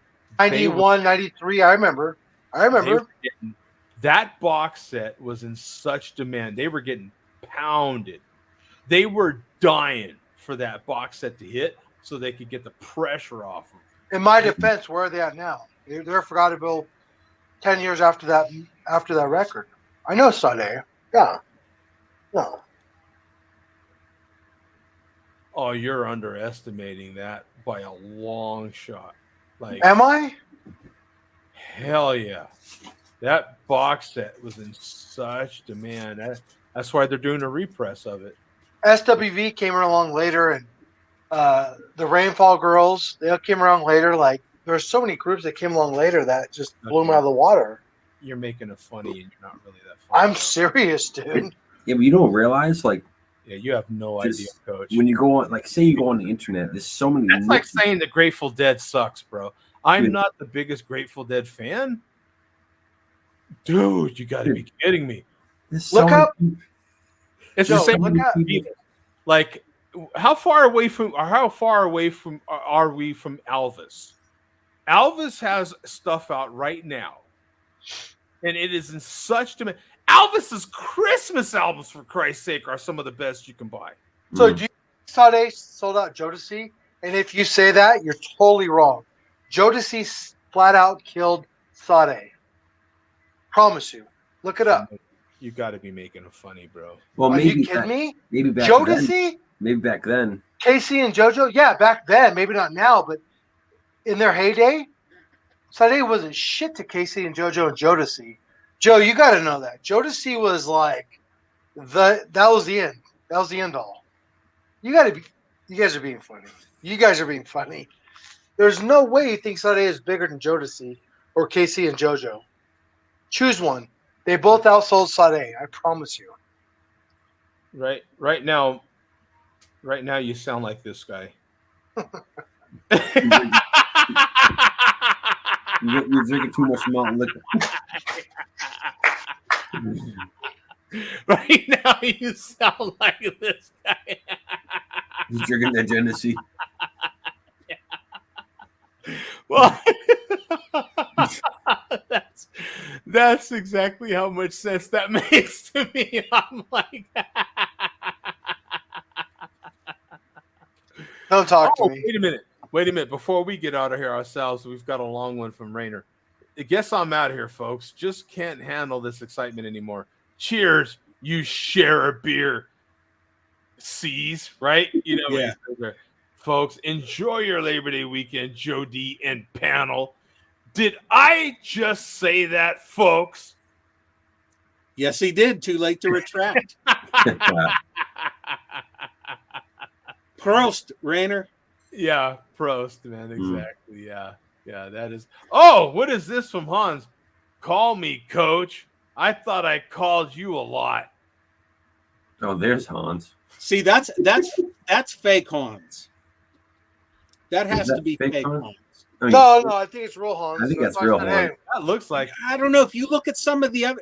I don't know. Hans generally isn't hostile, and if you look at a lot of the other comments tonight, all the comments are hostile. Although, well, that actually could be real Hans. Hans is a Damn wild you, card. Joe, for having fans. Damn you, Joe, for having fans and my email blow up. And damn you, and you too, bum. Damn you. This kind of cracks me up too. I mean, I love you, Coach. Fuck you, Coach. Team. And look who's still with us. Your family will enjoy your life insurance. This particular individual has been here since before the show started, since before the pre-show started. He's controlling the chat. Therefore, he controls he controls the stream. Do you think he sits in the same spot? He records his videos and he has 100 Mac ribs on the side. I don't doubt he does that, but what I want to know is when he's trolling the chat, does he wear his mask just to get in the mood? Yeah, he probably does. He probably wears it while he's watching. This is great. This is awesome. Yeah. Oh man, an Amy Winehouse big box set too. Amy Winehouse, Johnny Cash. Amy Winehouse was a really good singer. They're released. They're Steve Miller. This is kind of fun. Chic. Oh, wait a minute. Oh, you know, I've got to have that. Who? Nile Rodgers. Oh, I've got to have this. $125. 5 LPs, 12-inch half-speed master, 77 to 79. That's what's up right there. Look at that, autographed or signed. Well, the half-speed master means they break down the sound more, right? Yeah, like they record, they master it at half speed, so it's supposed to be like more information on there, like better it's better when they oh, doggone it. It's like when you mow your lawn, right? If you go too fast, right, like you're getting a more accurate. Yeah, good. Yeah, exactly. A more accurate job. It's supposed to be better. You right? guys are so funny. I'm going to show you the best of Jody's beer show at half speed on 180 grain.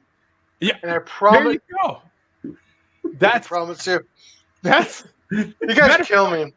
You guys kill me. We could do it right now. I could like slow the play back down to half speed, and this will be way the hell better. No. Wait for my sweet release. It's the 19th edition of this. Like, just wait for my It's for the anniversary.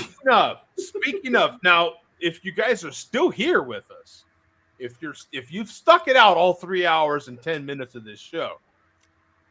If you've stuck around this long, you can stick around for this part where we're thinking about putting in a past show for the show that we're going to miss in October. Should we play that at half speed? Half speed. Anyway, just kidding. So, questions. What show should we play? I'm going to go by however many votes we get for whatever. So should it be something like 323? Should it be the craft? Finally, we had the share a beer, that smoked porter that it took 6 months in the making to make. Oh, that's a good one.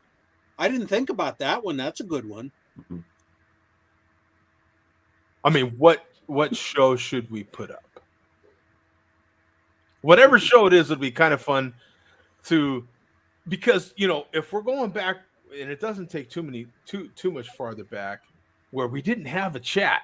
So to play this live and to have a chat, what is something that everybody always wanted, or a lot of people wanted in the Hangout days,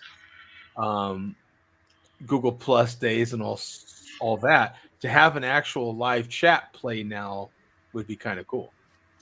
If you want maximum entertainment value with a live chat accompanying it now, I would say play 323.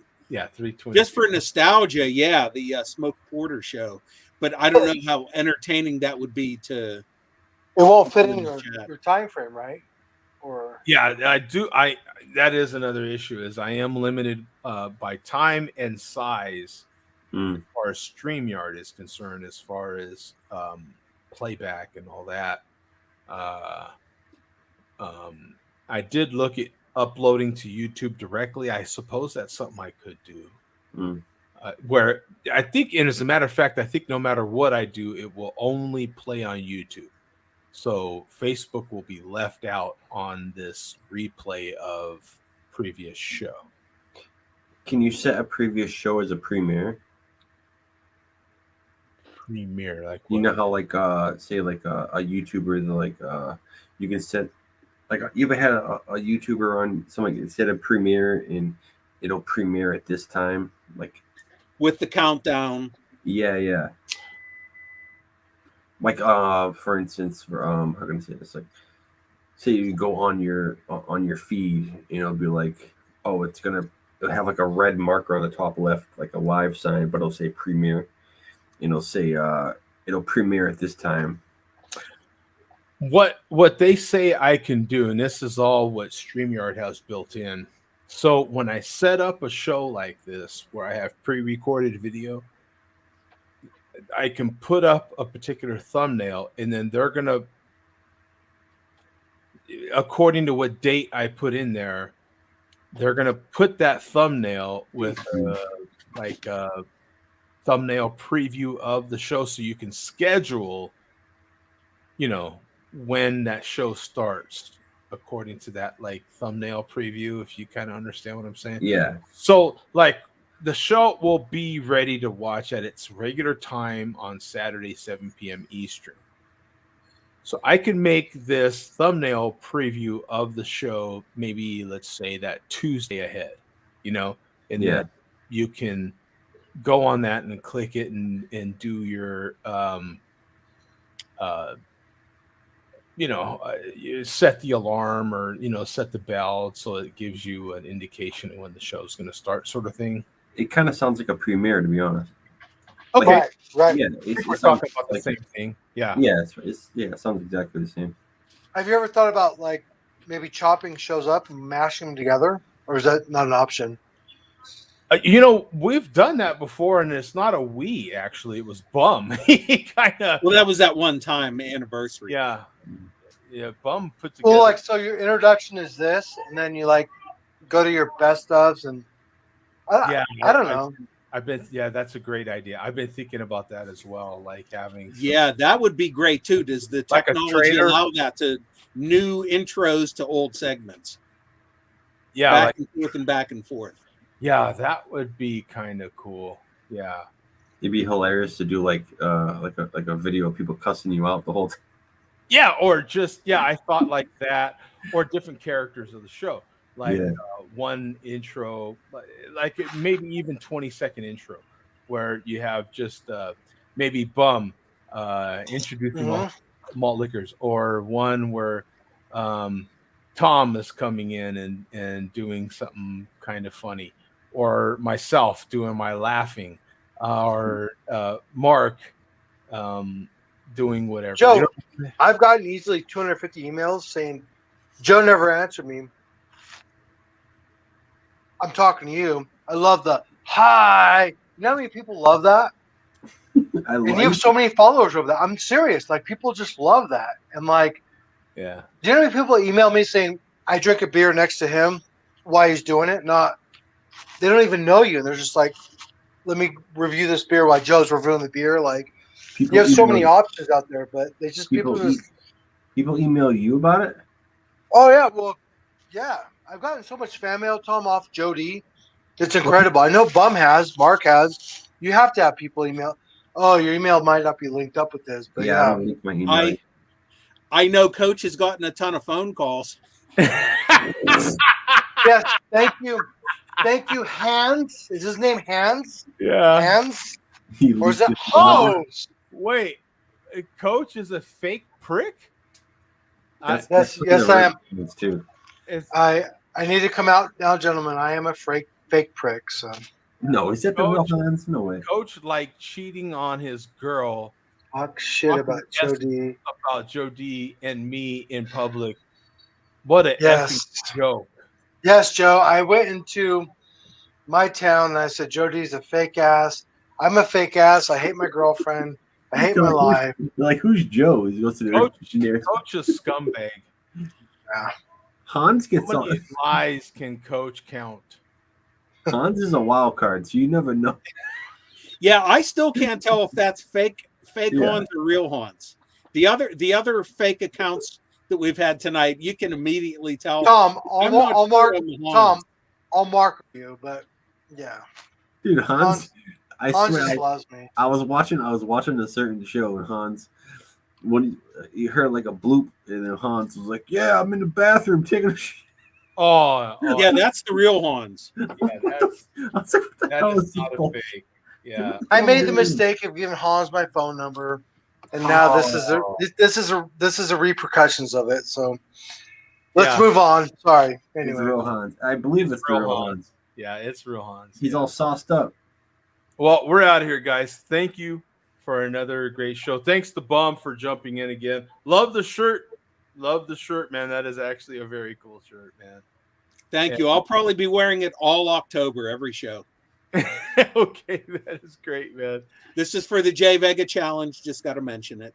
So there it is. It's on camera. Yeah. Thanks, Tom. Good to see you, my friend. Hey, you too, man. We'll see you, Coach. Take care. Peace. See you guys next week. Yeah.